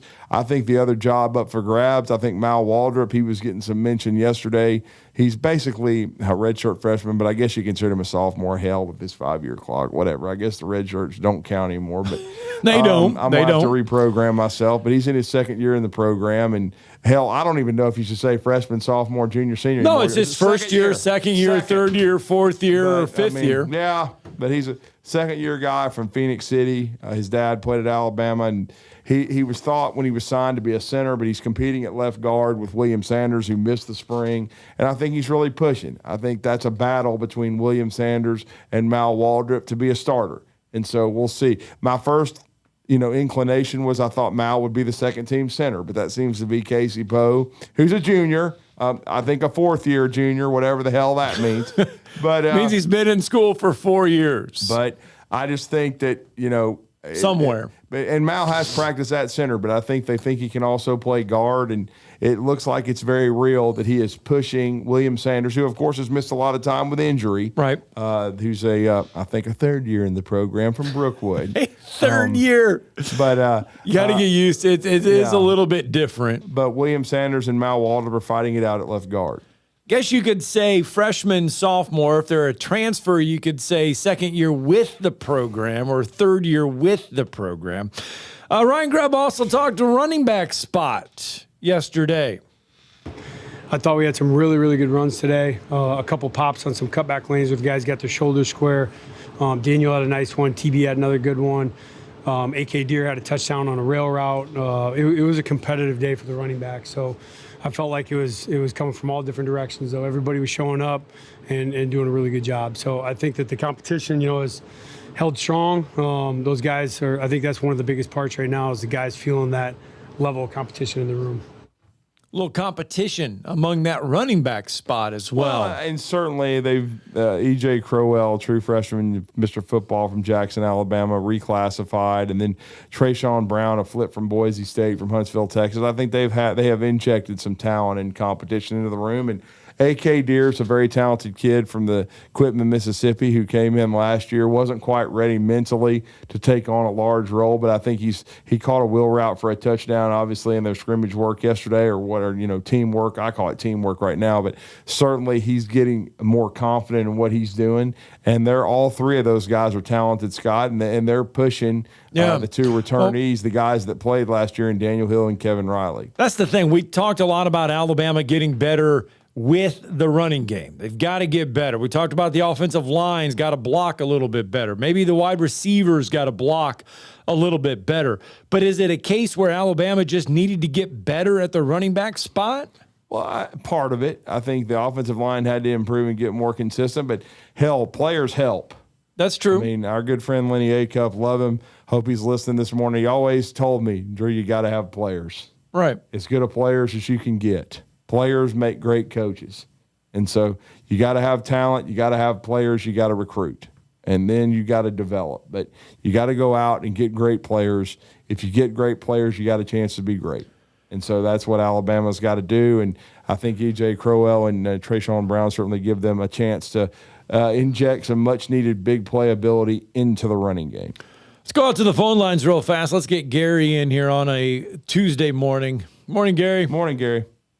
Hey, morning, guys. How you doing today? We're doing well, sir. How are you? Good. Great for a Tuesday. Hey, the thing about Alabama football that people are paying attention to even before the first game against East Carolina would be, how the quarterbacks look at a defense, how they're able to adjust on plays, knowing when to run, knowing when to stay in the pocket. You want the offensive line to give the quarterback some time. And on the defensive side of the ball, how many takeaways can you help with? We know when to rush and know when to go into like a cover 2 defense. And then the special teams, you do a little bit of everything, and it could be the game difference. But on the quarterback part, what's most interesting is how does the game transpire? What does your defense give you? And, the ability to win the game in a crucial situation, that might be the difference maker this year for Alabama. That's just me anyway. Well, and I've heard Coach DeBoer speak on it. He just wants the QBs to take what the defense is giving them. I think at times both Jalen Milroe missed opportunities and didn't execute in the passing game, didn't hit the open guy. And then with Ty Simpson, I think there were certain times, especially in the Oklahoma game, where he was almost too aggressive and did not take off and run or did not take the short to intermediate pass. He was trying to force it downfield when he should have just been taking what the defense was giving him, because there was a lot on his plate because he didn't have a great running game. So I think you make some good points, Gary. I don't think there's any question. I do think they have forced turnovers, though. I think defensively Alabama's actually gotten off to slow starts the last 2 years, but finished strong, and they certainly were forcing a lot of turnovers by the end of last year. It's why they won the Oklahoma game. But I think they've got a chance to be even better this year, mainly because I think of the added, beef up front, Terrence Green, Kendrick Bingley Jones, all those, and then, Devin Tompkins, those guys that are bigger and more physical up front, because I think, that's kind of hurt their run defense. Right. And they've been exposed early, but I think they really want to get better against the run. And if you can do that, if you can put offenses in third and long situations, then you can rush the passer with Yanze Pierre, Justin Hill, those guys, Desmond Zulu, or you can also use blitz packages. I do think that Kane Womack will use some of those. So, but I do think you're right. I think that's a key. You've got to be able to take what the defense gives you. You've got to protect the football, and then you've got to force turnovers. And I think one thing Alabama improved on a year ago was the turnover margin. Milroe turned it over too much because they actually ran the ball well enough, but they just turned it over a lot, and it cost them in games. It dug holes that they couldn't dig out of. And then last year, except for the Oklahoma game at home, I thought they did a better job of protecting the ball. And then Indiana was just better. I mean, it doesn't really matter. I mean, we can blah, blah. I mean, they weren't going to beat Indiana. Okay. Yeah, the Alabama fans just have to get over that game. They lost, they got smoked, but you just have to learn from it, because here's the way I equate it. Right. At the end of 1990, Alabama went to the Fiesta Bowl. Browning Nagel and former Coach Brian assistant, and who picked up some cat named Joe Namath in Beaver Falls, Pennsylvania. Howard Schnellenberger destroyed Alabama. They went on and they won 24 of their next 25. You have to learn from adversity, and I think that's what this coaching staff is trying to do, and trying to fix some of the things that ailed them by the end of last year. Sure. Appreciate the time, and I'll say that, what they did in the weight room in January to spring ball and summer workouts, that all adds up as you go into fall camp. It does, Gary, very much so. Thank you for the call. Mm-hmm. Well, let's get a break in, shall we? We'll put the finishing touches on hour number 2 when we return.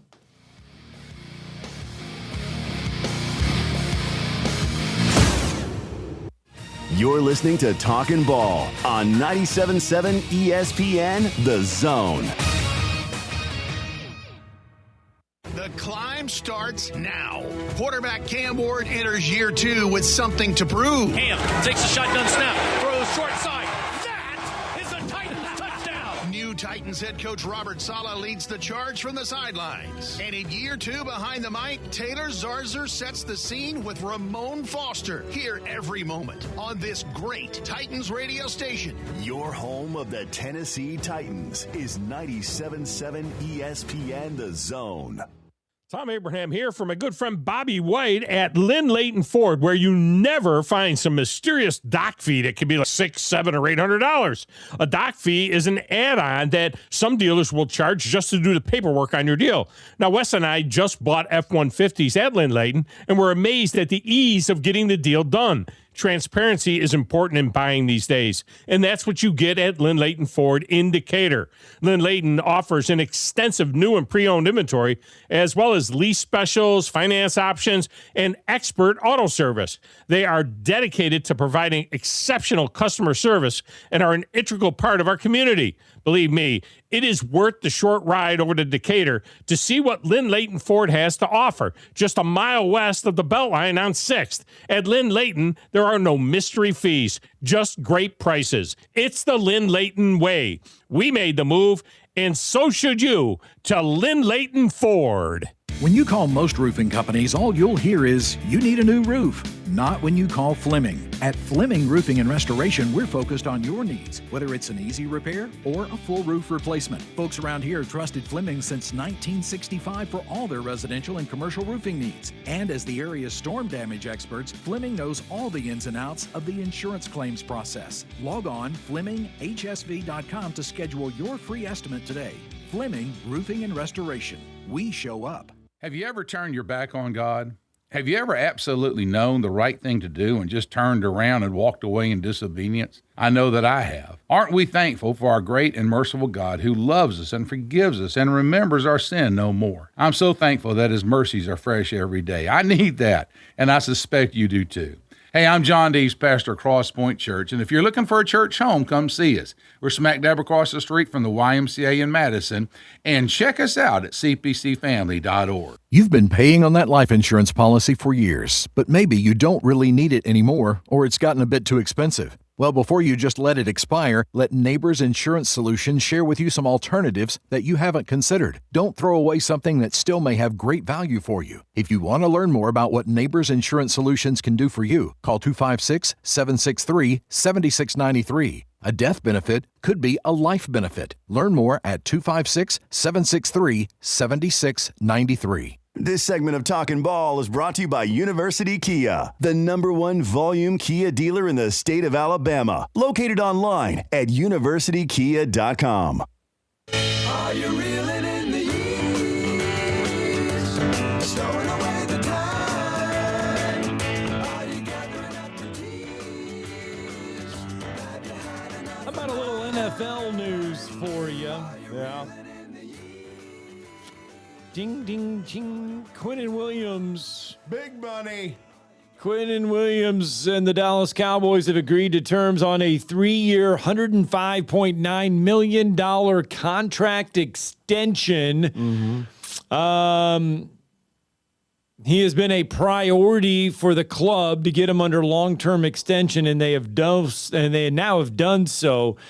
His average salary is going to be $35.3 million.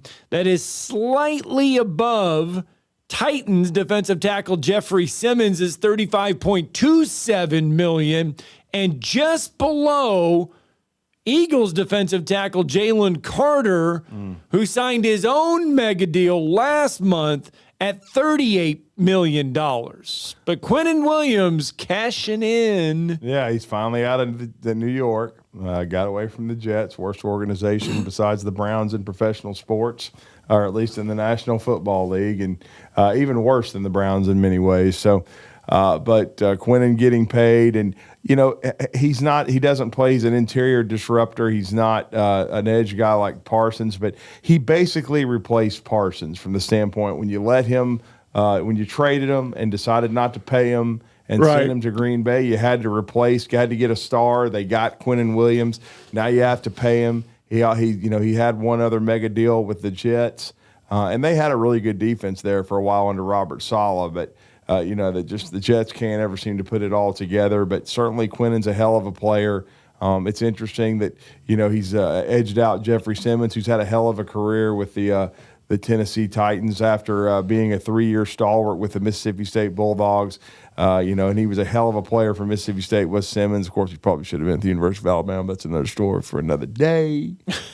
But again, Jeffrey Simmons just has been since they drafted him in the middle of the first round, been a hell of a player. And those are 3 great players. Jalen Carter slipped in the draft due to some off-field issues, but certainly has been worth it for the Philadelphia Eagles. And all 3 of those guys getting paid handsomely, and of course, rightfully so. Before Williams arrived in Dallas last season, because the trade happened around week 10, it was 11 through 18 weeks there with the Cowboys. The Cowboys were giving up 143 yards per game on the ground. After his arrival, that number went down to like 105 and change. He had 30 pressures from week 11 to week 18 in a Cowboys uniform. That was second among defensive tackles from week 11 to week 18. And he's been very productive. He's been durable. Yes. He's been in the lineup. He's, like you said, he's been very productive. I think he's worth the investment for the Cowboys. Now they just have to figure out, what they're going to do on the edge, how they're going to replace Micah Parsons. I think they can be much better defensively, and if they can, then they can go back to being a playoff team. They've had 2 bad seasons in a row. This is a big year for Brian Schottenheimer to figure out if he's going to be able to be a long-term guy there, or if the Cowboys are going to have a regime change. 256-576-4977. There is your NFL news for today. And Aaron Donald still contemplating a return. Hurry up and just say you're playing. This is stupid. This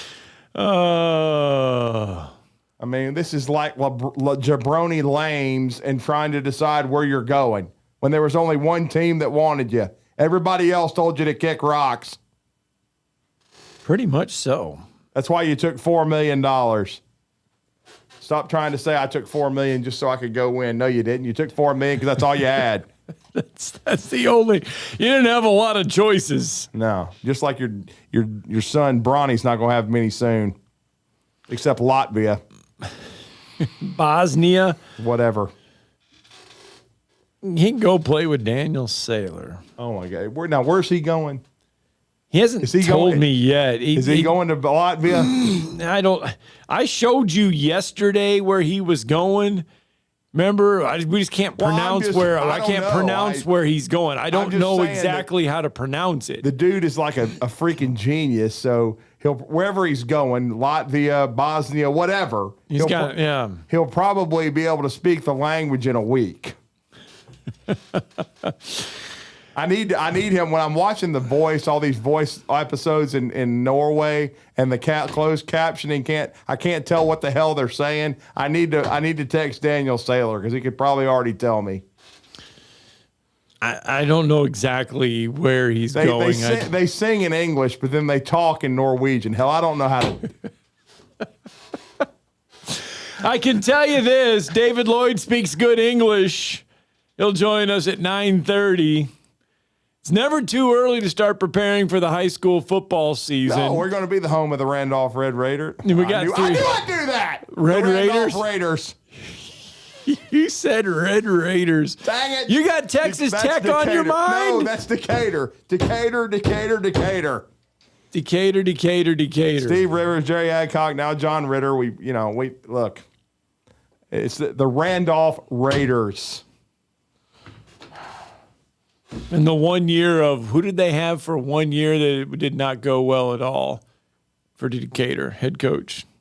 Oh, you're talking about the former Auburn DB? Yeah. Yeah. Didn't go very well. It was the year after coach retired. Yeah. Yeah. It was not good. So I think they've all tried to forget. I think they have too. Yeah.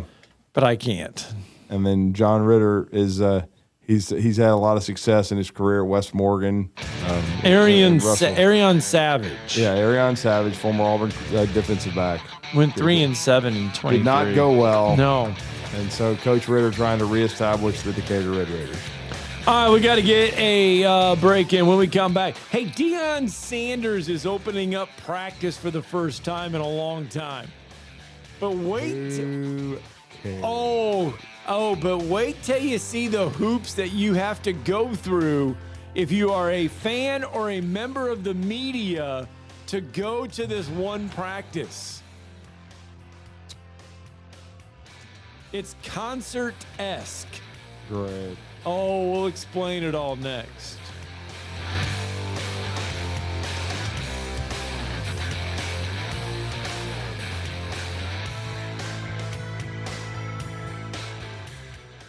This is Jen with The Haven, a private event space located downtown Huntsville. If you haven't been before, this is the perfect spot for your event. Whether it's Christmas, the holidays, birthdays, weddings, rehearsal dinners, you name it, I can provide that perfect event for you. We tailor everything just for your needs, from food to flowers to the band to drinks. You name it, we've got it. The Haven, located at Meridian Crossings, downtown Huntsville.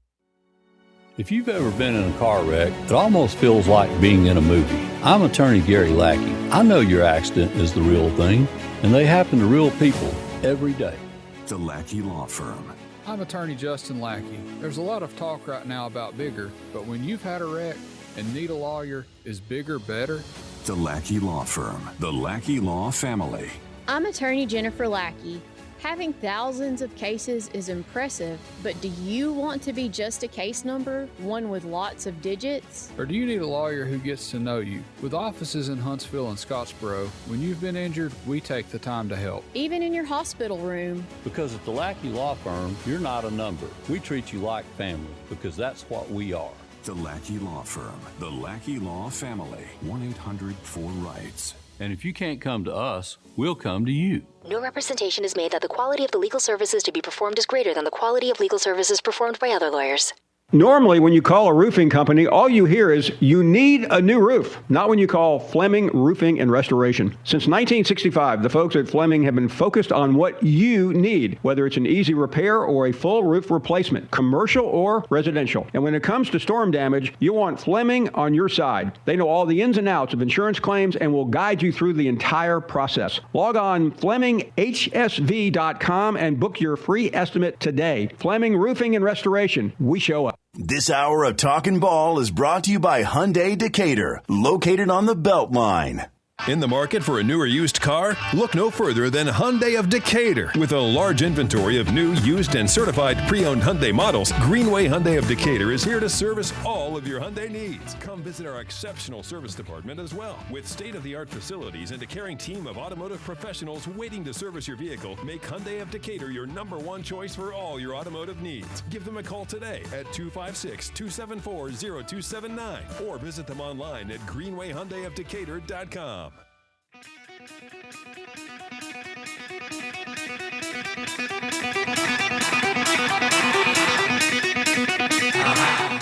Welcome to Talkin' Ball with Scott Theisen and Drew DeArmond. Call into the Neighbors Wealth Management Hotline now, 256-576-4977. That's 256-576-4977. Now, here's Scott and Drew.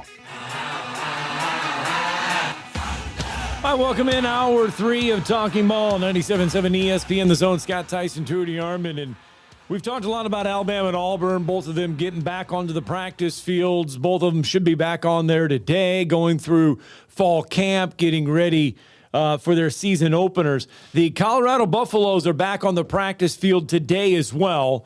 And if you are in Boulder, Colorado today, you can attend an open Colorado football practice, which is not something Deion opens up for very often. Not even the media. Very rarely, if ever, do they get to go and attend a practice in person. The annual spring game is one that they open up, but rarely do they let them go to practice. But today you are allowed to go to Colorado football practice. But there are a lot of stipulations to this one, okay? Nothing. This was an email that was sent out. This was an email that was sent out from the Colorado Athletic Department to the news media. It is closed for all reporting, recording, and documentation purposes. Nothing observed at practice may be reported, published, posted, broadcast, or otherwise shared in any form on any platform at any time. It gets better. Cell phones. This is for the public as well that comes to watch this. Cell phones, tablets, cameras, video equipment, audio recorders, smart glasses, or any other recording-capable devices are prohibited. Phones will be collected and bagged at the gate and returned afterwards to all fans and reporters. Don't even think about bringing a notepad in, it says. No note-taking of any kind, written, typed, dictated, or otherwise. No photography, videography, audio recording, sketching, or diagramming. No live coverage, live posting, or real-time updates of any kind allowed at today's Colorado open football practice. Well, Nick Saban had some of those same policies in, not near as many, I don't think, but certainly it wasn't nearly as stringent. But all that, what that tells you is it tells you two things. One, they suck. Two, they're probably going 2-10 or 1-11, and Deion will be back in the SWAC. Normally, Deion allows a few select video bloggers access to his team, including his son, Deion Jr., so that he can control the narrative. Because, Florida State's going to have a coaching change too, in my opinion, but they don't want Deion after all this disaster, and I don't think he'll have any NFL opportunities either. I think all that crap has been dried up as the sand continued to drain through the hourglass, and these are the days of our lives. Do you think that's why North Carolina hired Bill Belichick, so that they could get, because when Deion arrived at Colorado, I mean, it was a fanfare. ESPN was there every other day. I mean, there was game day going out there after a quick start. I mean, they got a lot of attention, did Colorado, and a lot of it was for good, and it was a breath of fresh air. Do you think North Carolina tried to take a stab at that with Bill Belichick, tried to get some of that PR attention, that hype and stuff? And both of them, you could say, I mean, the novelty of Deion at Colorado's kind of wore off a little bit. And Bill will be the same way if they have another disaster this year. And they were awful. Yeah. Terrible. I mean, Mike Lombardi gone. He was he wore out his welcome quickly. And if you do any research on Mike Lombardi, that shouldn't be a surprise. And then his son's taking a medical leave. He was thought to be the coach in waiting. There's the running jokes about Bill having to be late for practice to go to his girlfriend's, Adam Vinatieri called him out during his Hall of Fame speech. Said his cheerleader tryout. I mean, heck, he was taking some pot shots at all his former teammates, which was good, which was interesting. An interesting way to do the speech there. But Bill, they've got a lot to prove. They could have hired John Summerall. They could have had Darian Mensah. They could have had a bunch of good players, and I think John would have been a much better fit in Chapel Hill. But we're all thankful that he's at Florida. Because John would have been gone after year one at Tulane and been at North Carolina, but he got headed off at the pass, by Belichick, and Belichick last year was an abject disaster. Now we'll see if they've learned anything. I mean, Bill's a Hall of Fame coach with Tom Brady. He was a Hall of Fame defensive coordinator with Lawrence Taylor.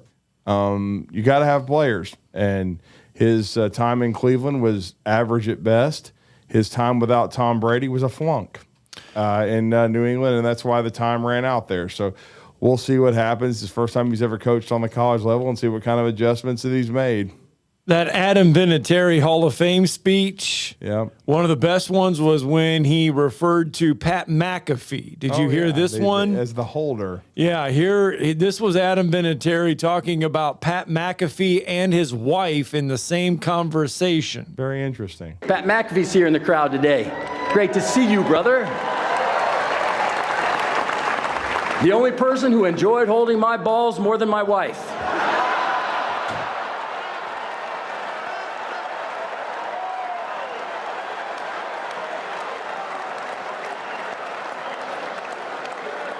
She held for me in the off season when everyone else was gone. Get that right.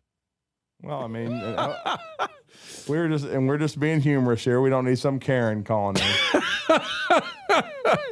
in. And you mentioned the Bill Belichick comment. This was what he said about Bill. I would repeat those last few statements about Coach Bill Belichick as well. Thank you for demanding excellence every single day. Your preparation, discipline, and attention to detail shaped far more than my football career. Unfortunately, Bill couldn't make it here today. There's a lot going on at UNC right now. He may be on a recruiting trip right now looking for the next Lawrence Taylor. I thought it was because training camp had already started, but in truth, it's because he's judging his girlfriend's cheerleading competition. There you go. He'll be here all week. That was so good. Channeling his inner Rodney Dangerfield. Kind of laying it out there. Yeah. Hey, so remember when we were at SEC football media days? Yeah. John Summerall took a lot of heat for the cell phone. For the whole cell phone thing and throwing the podium and everything. Well, yesterday during his press conference, a vacuum went off during his press conference. Nice. Here's Coach.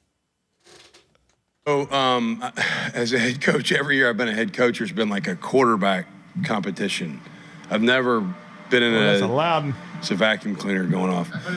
But yeah, it's better than a cell phone. I'm not going to throw the podium. I have a public outcry of my rage of emotions. Yeah. But no.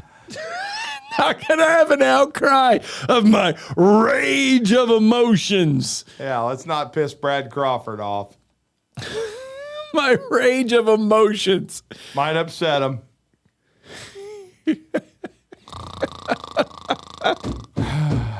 Or have Tom Crain, who's fired everywhere he's been, except Marquette, get upset. and then have to fall all over himself to apologize when he completely misreads the situation because he wasn't there anyway. I think a lot of people misread that situation. You know, Tom is through marriage is related to the Harbaughs. Just go to Giants training camp and shut up, or the Chargers, whatever you want to do. Even though Jim Harbaugh has hired Spicoli as his offensive coordinator, I don't know how well that's going to go. I don't either. I mean, Mike McDaniel was it. The other day he showed up, Mike McDaniel did, with glasses on, and it was like... He had his capri pants on. He's, oh, man, I think I'm prepared. Hey, what's going on? I don't know, bro. I love me, California. Your technique's, your technique's trash, bro. Where's Cheech and Chong? Yeah. Secondhand smoke, dog. Cheech, I want to remake Up and Smoke. I don't know. Give me a break. He ran Tua, Waddle, and Tyreek into the ground. Didn't invest in an offensive line. Couldn't run the ball well enough. Didn't believe in my opinion, in defense, even though they got a little better, on that side of the ball. Maybe his third season, but whatever. He's not a head coach. All right. There's just some little whip around sound there from some coaches around the league and everything else in college football and Hall of Fame speeches. Lane Kiffin sat down with Marty and McGee, and he did this when he was in Tampa for SEC football media days. But a lot of this now is just getting released. And he talked about Ole Miss. He opened up on his decision to leave the Rebels for the Tigers. Here is a little excerpt of what Lane Kiffin told Marty and McGee. Job came open. I liked in the meetings with them how that they were going to give you full control. I liked the way that they had NIL set up to build rosters, not just for the next year, but for years to come. And you made a change. And also, as I look back to it, college football is not like a lot of professions. College football coaching in general. I don't know the analytics, but I bet you it's about 1% that a coach takes a college job and he either doesn't get pushed out, fired, right? Or he leaves. Because it just doesn't rarely happen like that the guy stays forever until he retires. The Nick Saban, what's that 1%? They'll build a statue of you and still push you out and fire you. I mean, that's the fresh we live. We got people in Final Fours and they're fired halfway through the next year. So, to say, okay, well, they're going to build a statue, it'd be great, and like you're never going to leave and all that, like that doesn't, 1% that happens. So I think that we hope for that a little bit, and I think that was a lot of what people did. They were hoping that would happen, but that just doesn't rarely happen. But there's the 1%, but there's also the 1% of that 1%, which is your exits are always a little different than everyone else's. Yeah, I think that's where it comes from with folks. Yeah. Yeah, I don't handle breakups well, I guess. I actually have said this. I've only had 3 serious relationships. This is very personal in my life. A marriage and 2 girlfriends of long term. And I've looked at those 3 departures weren't great either. So. Well, I'll be damned. You think? I mean, when you've got an alter ego named Joey Freshwater and you're chasing tail everywhere, that's what happens, son. But is he right? Is he right that the college football, the 1%, you're either, you're going to get chased out or, you're going to get fired and they're going to build, they still build statues for you. Nick Saban is like one of one. Do you realize Nick Saban never got fired as a head coach? Left Miami on his own, left LSU on his own, left Michigan State on his own. He was at Toledo 1 year, and then he went back to the NFL. Right. Then he went to Michigan State. Then he went to LSU. Then he went to the Dolphins. Then he went to Alabama. He never got fired as a head coach. Never came close to getting fired. Now, as coordinators, they got fired every game by the fan base, but Nick Saban never got fired. So it's very, very rare that happens in a coaching career. I mean, Lane's right about that. just like it's very rare that he tells the truth. Or at least the whole truth. And nothing but the truth. I mean, he opened up a little bit there. I mean, well, yeah, about his two girlfriends and his. But what they should have asked, the question, if you're Amari Povich, you would have asked it. But were the two girlfriends while you were married to your wife? Here's some more. It was a year ago this week that I was at dinner at your house shooting a documentary, and Marty spent Thanksgiving in the lobby of the Ole Miss football office. So the question that we get all the time is, so was all that like all that you and I did, and all that we talked about, and so what's your answer? I mean, literally, I don't go a day without somebody stopping me and going, so that was all. Yeah. Oh, I know the answer. It wasn't, but now I'm like thinking how when people say things now, this just happened in the last one, and they're like, because they brought up Golding, and they said how Golding said yesterday he disagreed with how I handled the situation. And I said, that's okay. I disagree with things he did, but it's not, he doesn't report to me anymore, and I don't report to him. And I understand why he disagreed, but he's in his position. He's not the new head coach of LSU. If he was the new head coach of LSU, he might not have sent coaches back at all. So when you say that, I try to think when people in that situation going, asking you that question, was that all BS? I can totally see why they would ask that. But and obviously I see my side.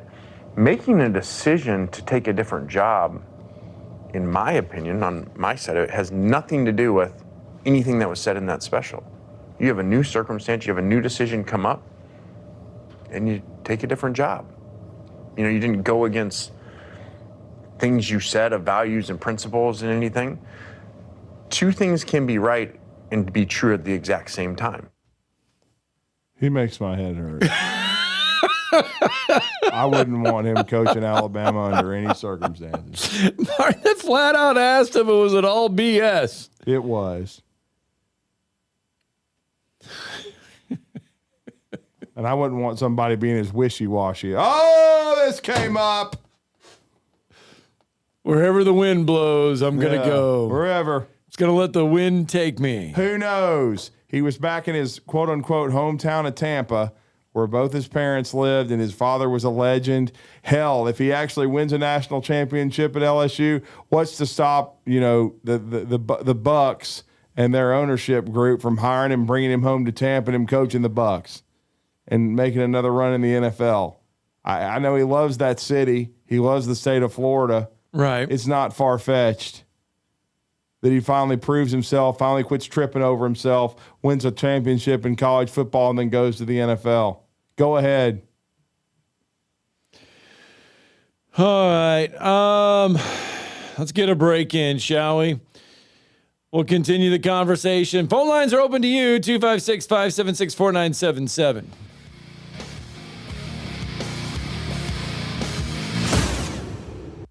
You're listening to Talkin' Ball on 97.7 ESPN, The Zone. The Orthopedic Center. It's in the name. TOC, the premier choice for all your orthopedic needs. With over 40 physicians and 20 centers of excellence, TOC is the name to trust for complete, expert orthopedic care. And that word center, we mean it. With more than a dozen locations across North Alabama and the Tennessee Valley, TOC is in your community whenever you need us. As the state's largest orthopedic practice, TOC is built on trust. Trust we've earned with every patient we serve. You can see that trust on the field, too. As the official sports medicine provider for the Huntsville Havoc, Huntsville City Football Club, Oakwood and Alabama A&M universities, thousands of athletes and coaches count on TOC to keep them in the game. From student athletes to unexpected injuries, our urgent ortho clinics offer prompt, expert care. No appointment necessary. So remember, when it comes to your health and mobility, trust the name that says it all. TOC, helping you live a better life. Tom Abraham here from my friend Ross Roberts and his team at Valley Equipment Rental, and they have a brand new product for you. If you happen to be standing on a concrete or tile floor, Valley Equipment has the perfect cleaning solution for you. Whether it's new construction, daily work areas, or an area that's been neglected for too long, the Valley Equipment team of experienced professionals can help you choose the right floor scrubber or sweeper for your needs. Valley even has the right cleaning products for the job. Call Valley Equipment Rental today to learn more. Make a clean sweep with Valley Equipment Rental. You invest in your customers with your heart, soul, and skill. Well, it's time to invest in yourself with the next generation Cat 255 compact track loaders from Thompson Tractor. After all, those who give their best deserve the best. And this machine has it all. With features that include a more powerful engine, tri-axle truck loading capabilities, a spacious cab, and a smooth ride for all-day comfort. Thompson Tractor knows how much value you place on your customer satisfaction. It's how you build your business. It's also how we build ours. Since 1957, hardworking folks like you have counted on Thompson to provide the absolute best lineup of equipment in the industry, all backed by a customer service and product support team that time and again have proven to be second to none. It's all about maintaining peak performance. Always has been, always will be. Visit ThompsonTractor.com for details. Thompson Tractor, we're here for you. These days, saving time is important, and saving money is even more so. That's where Eagle Masonry and Insulation comes in. Over the years, Eagle has expanded their services to meet the needs of folks like you in our area. Taking care of your property yourself can be a real headache. Eagle can handle it for you. They offer full landscaping services, irrigation, mowing, bush hog, and can install plants and trees, sod, and even landscape borders. Call Eagle Masonry and Insulation today at 256-755-1556. Eagle saves you time, and Eagle saves you money. Hi, Bama fans. Chris Stewart, voice of the Crimson Tide. Join us all season long for Alabama football.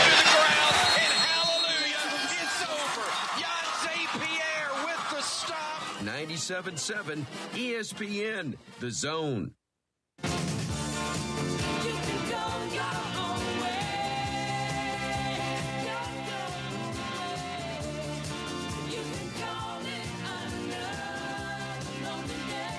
Good gracious. So Mike Rodak just released this, that there are now 35 lawsuits against the NCAA right now in federal court, filed in 2026. There are 35 lawsuits, federal lawsuits against the NCAA right now in federal court. Some of them are just downright stupid. Jamison Williams and Ezekiel Elliott, both who played for Ohio State, are suing the NCAA because they claim the Big Ten, Ohio State, and the NCAA are continuing to make a profit off of their name, image, and likeness without them receiving any compensation. There are lawsuits in here challenging the NCAA only allowing 5 strength coaches on a football program. I mean, they are suing the NCAA over everything right now. It's crazy. It's crazy. 256-576-4977. You can join us. David Lloyd's going to join us here in a little bit. I'm going to talk some high school football. Don't forget, again, coming up on August 20th, we'll have our first game over the airways of 97.7 ESPN The Zone. Then we'll have a full slate on Friday. We'll have the Lynn Layton Automotive Group North Alabama High School Football Scoreboard Show powered by Lake Guntersville Ace Hardware. That's the hardest yet. That is the hardest. Yeah. Is it not? Yeah. I think we've added a few more words to that one. There. Yeah. Because it was just sponsor. Woody Anderson Ford. Yeah. Which was easy to do. Now it's the Lynn Layton Automotive Group North Alabama High School Football Scoreboard Show powered by Lake Guntersville Ace Hardware. Yeah. Yeah. We've got that thing long. Yeah. Look, man, we appreciate the sponsorship, and no, we do. Like you were just talking about with some of these fools like Ezekiel Elliott suing the NCAA for Ohio State stuff. It's called I'm broke. Is that what it is? Basically, in my opinion. I mean, 36 lawsuits. 36 of them. And Jameson Williams doing the same thing. Yeah. He just signed a big contract. Hopefully he's not broke. I mean, I'm looking at some of the names in here. I was like, why is Ezekiel Elliott suing Jameson Williams? And then you got, it's just, I don't know. Ryan Humphreys is suing the NCAA. But a lot of these are coming out of California. A lot of them are coming out of the state of California, West Virginia, Nevada, North Carolina, Colorado. It's just 36 lawsuits. Anyway, gone are the days of everything just being so simple where we just play the games and enjoy it and everything, but gone are those days. Coming up again, David Lloyd will join us here at the bottom of the hour. Hey, the Atlanta Braves last night by another ump, but oh well. For the first time since 2017, though, the New York Mets have taken the season series against the Atlanta Braves. Well, congrats to them. With the win last night. I mean, they're still in the basement of the NL East. They still suck. They're still finishing last. Even the sun shines on a dog's ass when you buy the ump. Is that what they did? I did not see it last night. Did they buy the ump? Well, I mean, Sean Murphy threw down. Bases were loaded. Should have been strike three and out of the inning. You know, he was trying to throw the guy out at second, you know, but it loaded the bases because the ump called it ball four. It should have been a strike. But they need to change the rule. If you decide to throw down, they call ball four, you should still be able to they couldn't ABS it or whatever? I mean, Bryce Elder was trying to get him to appeal. Probably should have been strike three, and instead the next pitch was hit for a grand slam, and the Braves lose 8-5. Now, they certainly, you know, that was still early in the game, and the Braves had to come back, but it ended up being the biggest blow in the game. And so, again, not a good loss for Atlanta. Elder didn't pitch well enough, but they got to get their heads out of their rectums, and they've still got a nice lead in the division. 7.5 games. And certainly the Mets still suck. I'm sorry, the Mutts. Well, Braves fans, you're back at it tonight. 6:15 first pitch. The Braves will send Martin Perez to the hill tonight. 7-6, 3.14 ERA. Nolan McLean will be his counterpart for the Mets, 8-7 with a 3.51 ERA. If you're keeping track of the Phillies, again, the Braves have a 7.5 game edge over the Phillies. The Phillies are on the road in St. Louis tonight. As far as the rest of it goes, really, Dodgers finally solved that. They finally found a way to win against the Royals. Other than that, Cubs are on the road at the Nationals tonight, in case you really want to pay attention to Major League Baseball. Let's get a break in, shall we? Because David Lloyd's on the other side. We're going to talk some high school football with our good buddy David Lloyd.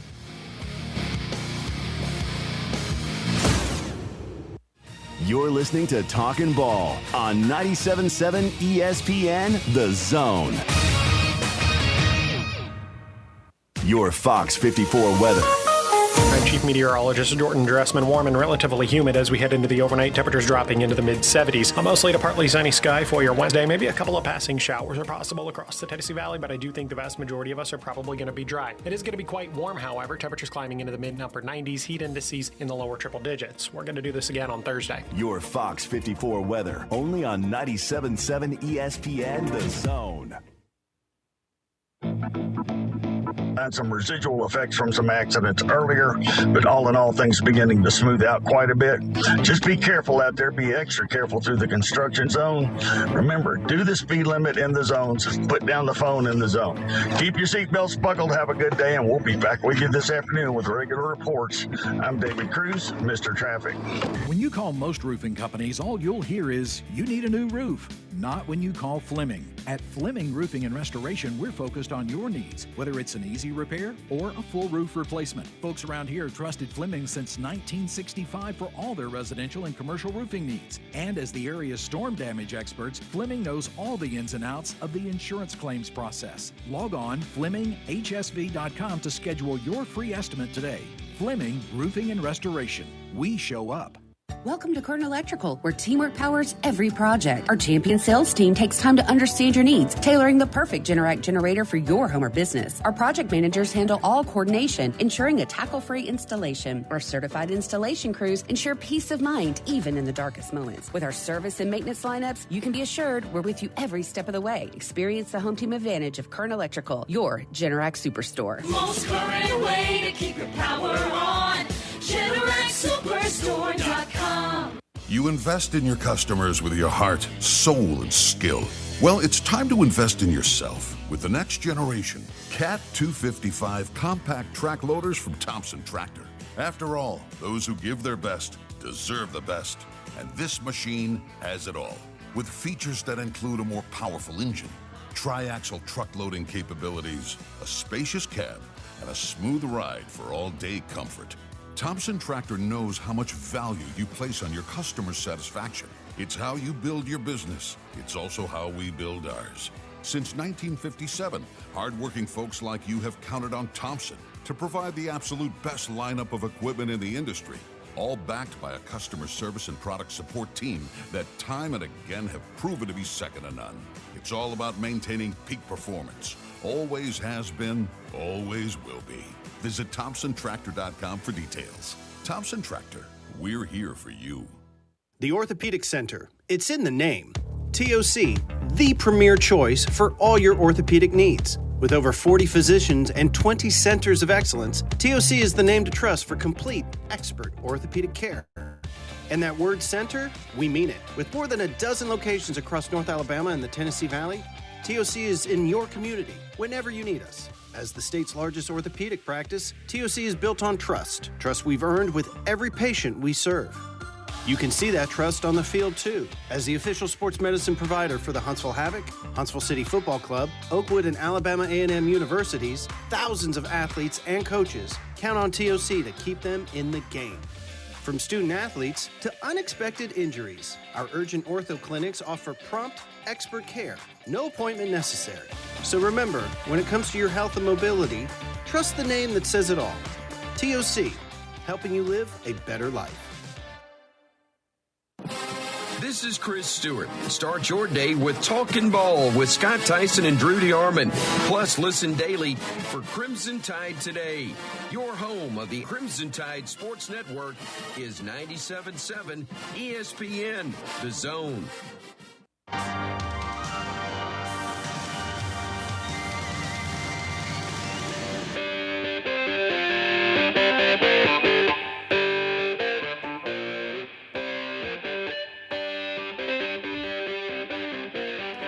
Welcome back in. Talking Ball 97.7 ESPN, The Zone. We have done a lot of countdown towards the start of the college football season, but you can't forget the start of the high school football season coming up in, I'm going to say, 48 hours. You're going to have teams have jamborees across the state of Alabama. You'll see some jamborees on Thursday, and you'll have some on Friday. And then coming up in 9 days, you've got the start of the high school football season. We'll have games all across North Alabama on Thursday night. And then we'll have even more underway on Friday night. Going to be a fantastic night. And then on Saturday, you got 3 straight days of high school football. Columbia's going to take on Greensboro on Saturday. So you got Thursday, Friday, Saturday. And then we'll sandwich in our first edition of the Lynn Layton Automotive Group North Alabama High School Football Scoreboard Show powered by Lake Gunnersville Ace Hardware. Just got to get used to saying that. That'll come your way on Friday the 21st. So it's going to be a fantastic 3 days for high school football.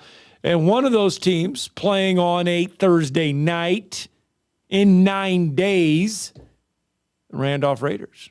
Yeah, absolutely, man. And we're super excited to be the home of Randolph Raider football yet again. And I'll be back in the chair doing color for Randolph Raider football this fall.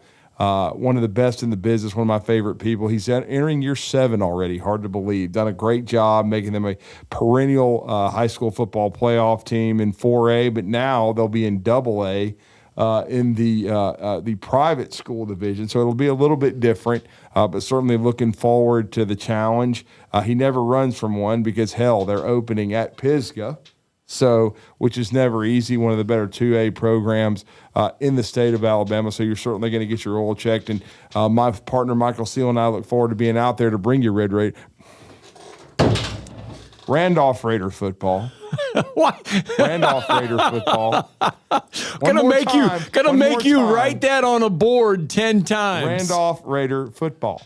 I don't know what's wrong with me today. But he's wanting to call them. He's wanting to change the name. I was even going over this in my head last night. Once I was texting with Coach David Lloyd about having him on the show to update us with camp now being underway for over a week or so.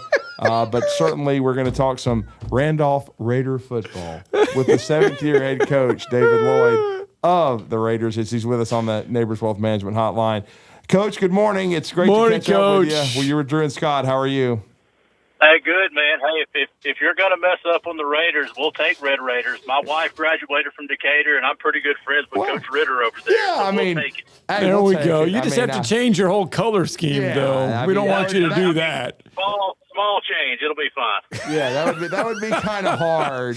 I mean, no doubt about it. But, Coach, I know you guys will be going at it at 4 o'clock this afternoon, 4 to 6. You guys take to the practice field. But how has camp been so far now that you've got it cranked up for year 7?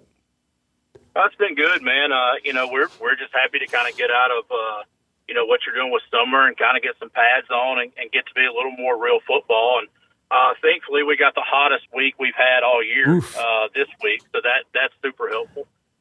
But man, we're excited, man. The closer you can get to actually playing a game and traveling and going through what your routine is on a game day and getting into that practice schedule and doing the things you need to do is always exciting. The closer we get to that, so we're really looking forward to it. What's kind of caught your eye the most so far in camp?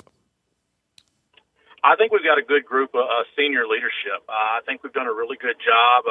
This football team with our new freshmen coming in, our returning starters and our returning core players from last year, I think we're as close of a football team as we've ever been. And I think that says a lot about what you can do on the field and what your success is going to be, about how close-knit our team is. And I'm really impressed by that. And we see it every day with the guys and how they interact with each other at practice and outside of practice. So that's one big key takeaway from us so far during the summer and fall camp. Well, and your teams have always been so good offensively and fun to watch and quarterback-oriented with guys like Andrew Hunter should be the starter at Berry this year, William Mitchell, who's playing college football. I know we talked with you at Media Day, but, you guys were very kind to come be a part of that a few weeks ago. Before practice was officially underway in the fall. But how has the quarterback position kind of continued to take shape? And what other kids, because you have a developmental program there at Randolph, you guys do a good job of players developing and getting better year to year. Who has kind of caught your eye as a kid that's really kind of taken some steps now that the pads have gone on? Well, Landon Leo returns for his second year starter for us at quarterback, and obviously, in any high school, or especially ours, the quarterback's a pretty important piece of that puzzle. He's had a really good summer.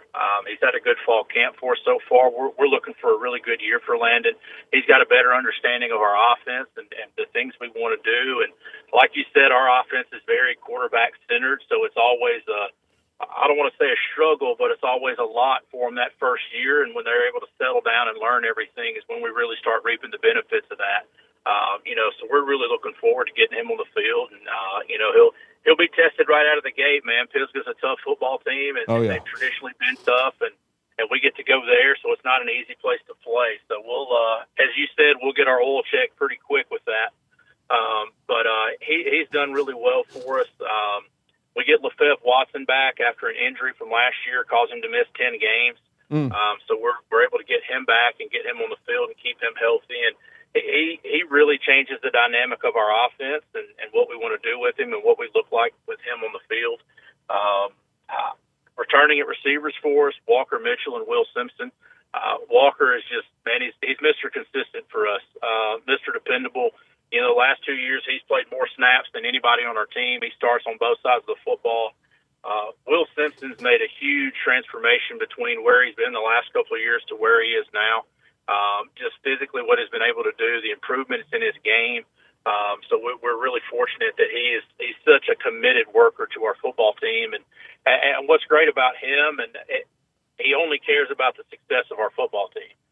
If that means he's got to go catch 10 passes on Friday night, then that's what he does. Or if that means he's got to block in the run game for us, that's what he's going to do. And we tell our guys all the time, we got to be able to put 11 unselfish guys on the field. The only stat we care about is winning, being successful at the end of Friday night. And we don't have a better player that represents that than Will Simpson. Yeah, no doubt. When do you start making that transition out of fall camp into game week? I think you try to have as much carryover as possible. You know, we put the shoulder pads on for the first time last Friday. Yesterday was only our second day in pads. So there's a little more fall camp this week than it would be a game week. We don't play a jamboree. You know, we play next Thursday. But there's going to be some carryover kind of starting today through the end of the week where you're kind of mixing what fall camp and game week is going to be like. You know, you're trying to prep as much as possible based on the information you have. But the majority of it is trying to focus on yourself and getting better at what you're going to do and how we're going to handle things and how we need to operate offensively, defensively, and with special teams. So it's kind of a mix right now, man. But we're happy to be in the middle of it. That's for sure. Yeah, I noticed you talked about Walker Mitchell. Of course, that's you know, the brother of Will Mitchell who we just talked about. You know, William Mitchell, who was an outstanding quarterback for you, and Walker's a two-way guy, always been a smart guy. I mean, they played together. And then Simpson, he's been putting in a lot of time because just following the timeline of Randolph football, he's starting to – his unselfishness and his ability is starting to catch the eyes of some college coaches, which is cool to see for the school. It is. I mean, it's always great to see your kids have success. I think it's great for our program. It's great for our school community. Anything that we can do that puts Randolph School – you know, out in our community or gets any kind of notification from anywhere around our community is always a plus for us. I mean, I think we've got a great thing going over here on Garth Road with our school, our athletic program. You know, we're excited to be a part of it, and we're just happy that we can move the needle a little bit. Where do you want to see this team kind of get better at between now and next Thursday? Obviously, execution. I mean, you're early into fall camp prep week, so there's a lot of things that aren't going the way you'd like them to as coaches, but you just have to be patient with that. Like, you know, you work so hard for everything to click all at once. You know, and we want to be playing our best football every time we step on the field on a Thursday or Friday night. You know, I think if you ask anybody in the state right now, nobody's happy with our execution with where we are right now. You know, we got a long way to go there, but I'm really happy with, you know, the effort our guys are putting into practice and, you know, the coachability of our team and our players. I think we're doing a really good job there. And the execution will come. We just have to be patient. We just have to keep putting our best foot forward every day at practice and showing up with the intent of getting better and trying to put the best version of ourselves on the field on Thursday night when we head to Pisgah. Well, and then I thoroughly enjoyed my time when watching you guys compete in 4A Region 8. There were so many natural rivalries built.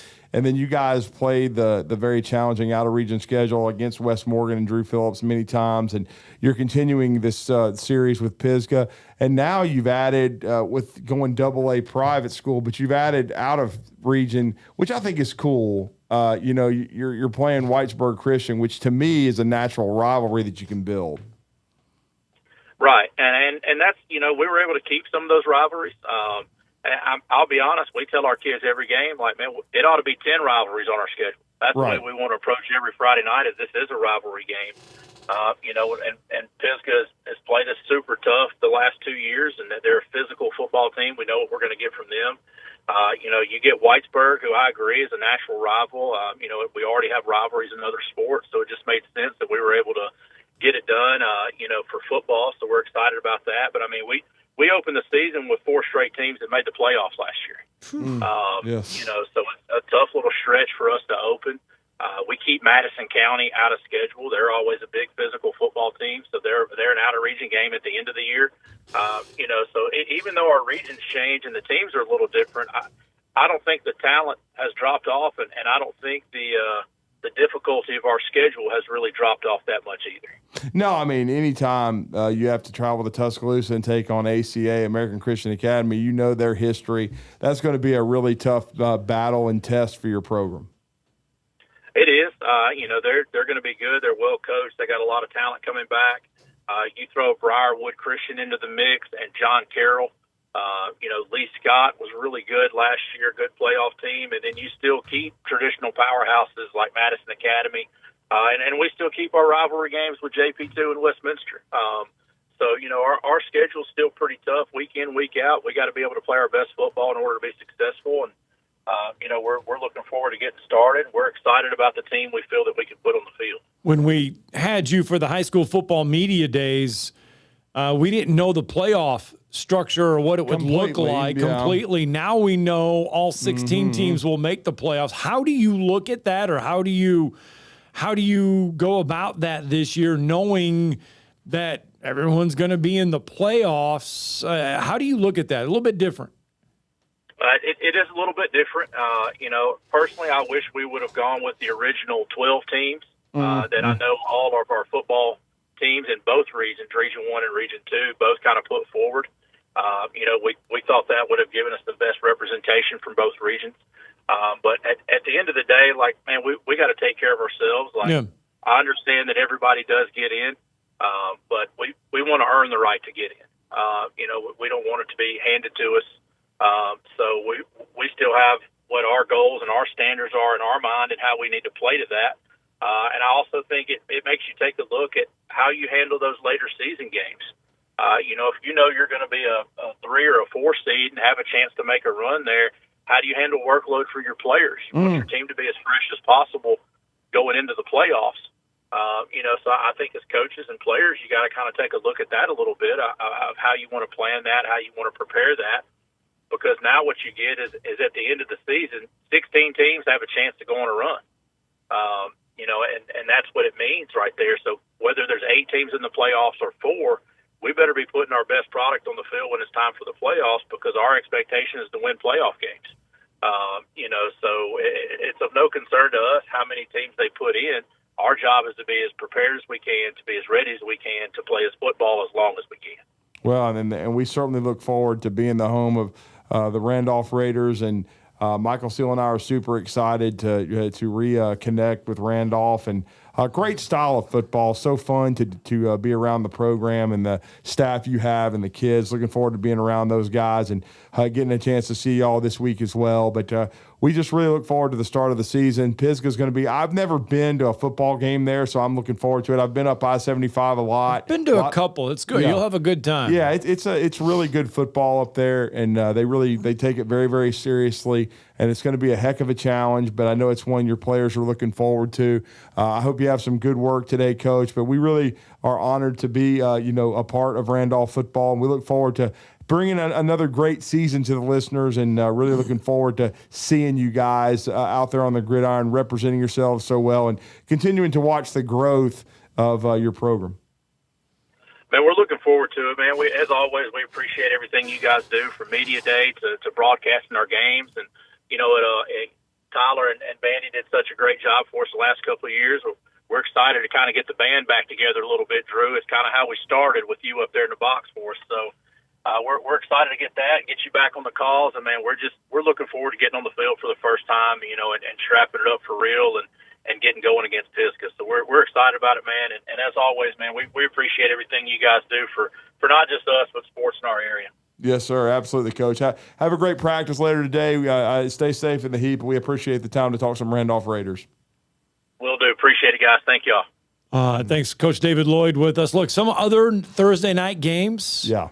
Tanner is going to host Elkmont. That's a backyard brawl there. On Thursday night. Now, Elkmont, remember, they have that new field. Yeah. They won't get to break it in on Coach week Furlong 0. was telling us that they were super excited. That it was just about done, though. Yep. And then you're going to get Ardmore is going to host East Limestone on Thursday night. That'll be a good one there because remember, Ardmore has, 12 – or what do you say? 20, he has an absurd amount of seniors there on that Ardmore roster. Double-digit seniors, and it'll be Jawan Simpson's first game at East Limestone, and certainly Torrey Strong, former defensive coordinator at Hazel Green and interim coach there, has taken over Coach Snyder's defense and coaching the inside linebackers there for the Ardmore Tigers. Grissom will host North Jackson. That's interesting, yeah. On Thursday night, and Whitesburg Christian Academy will host JP2.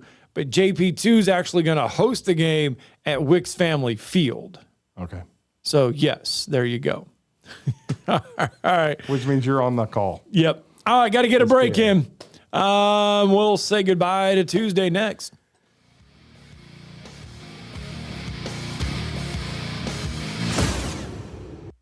You're listening to Talkin' Ball on 97.7 ESPN The Zone.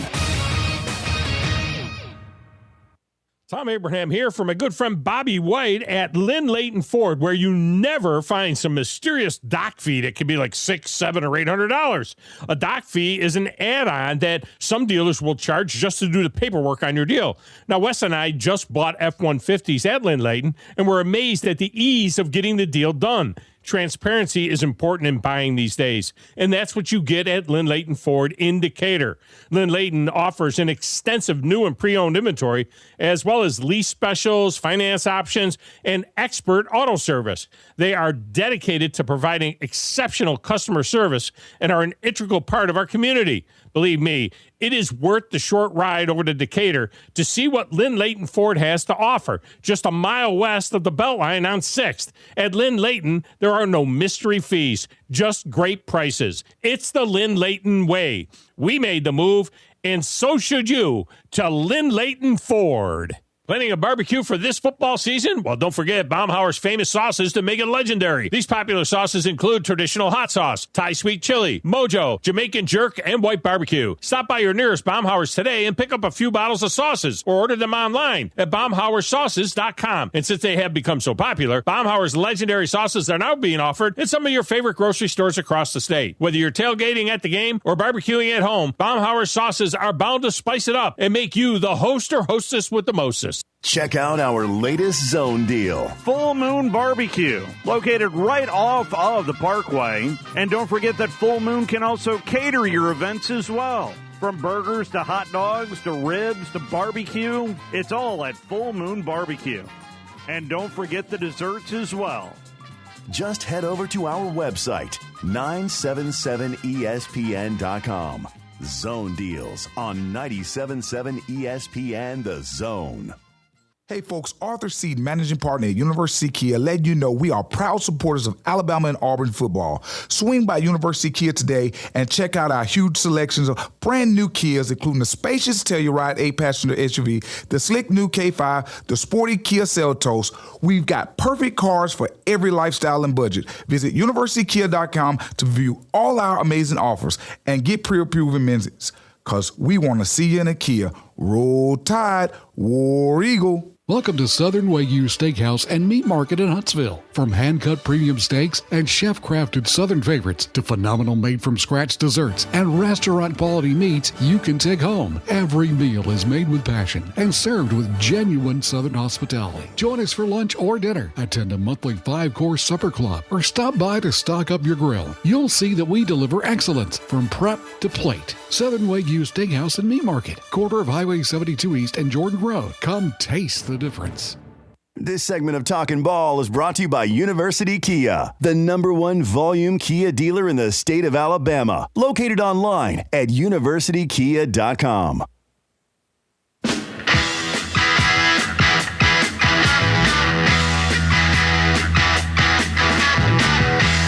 Oh, not a lot of time left here on a Tuesday morning. Next week, a busy week for us. We kind of had to flip things around, but next Monday, you and I will be in Florence. Next Wednesday, Alabama A&M on Monday. Yeah, Florence on Wednesday. Bill Penny on Tuesday. So we're going to do our Talent Heating and Air tailgate tour. We're going to visit Alabama A&M on Monday, and then we'll visit Florence and talk to UNA on Wednesday. And if you've not seen it, Bank Independent Stadium now, there on the campus of UNA, has turf down on the field. The turf is down. Nice. And so it is looking rather impressive. I mean, we saw the framework last year. Yeah. But they didn't have the turf down. They just had the framework. We could see the baseball stadium that was done. But we could see how it was going to be kind of down in a hole, but was cool for the football stadium, and how they were going to be able to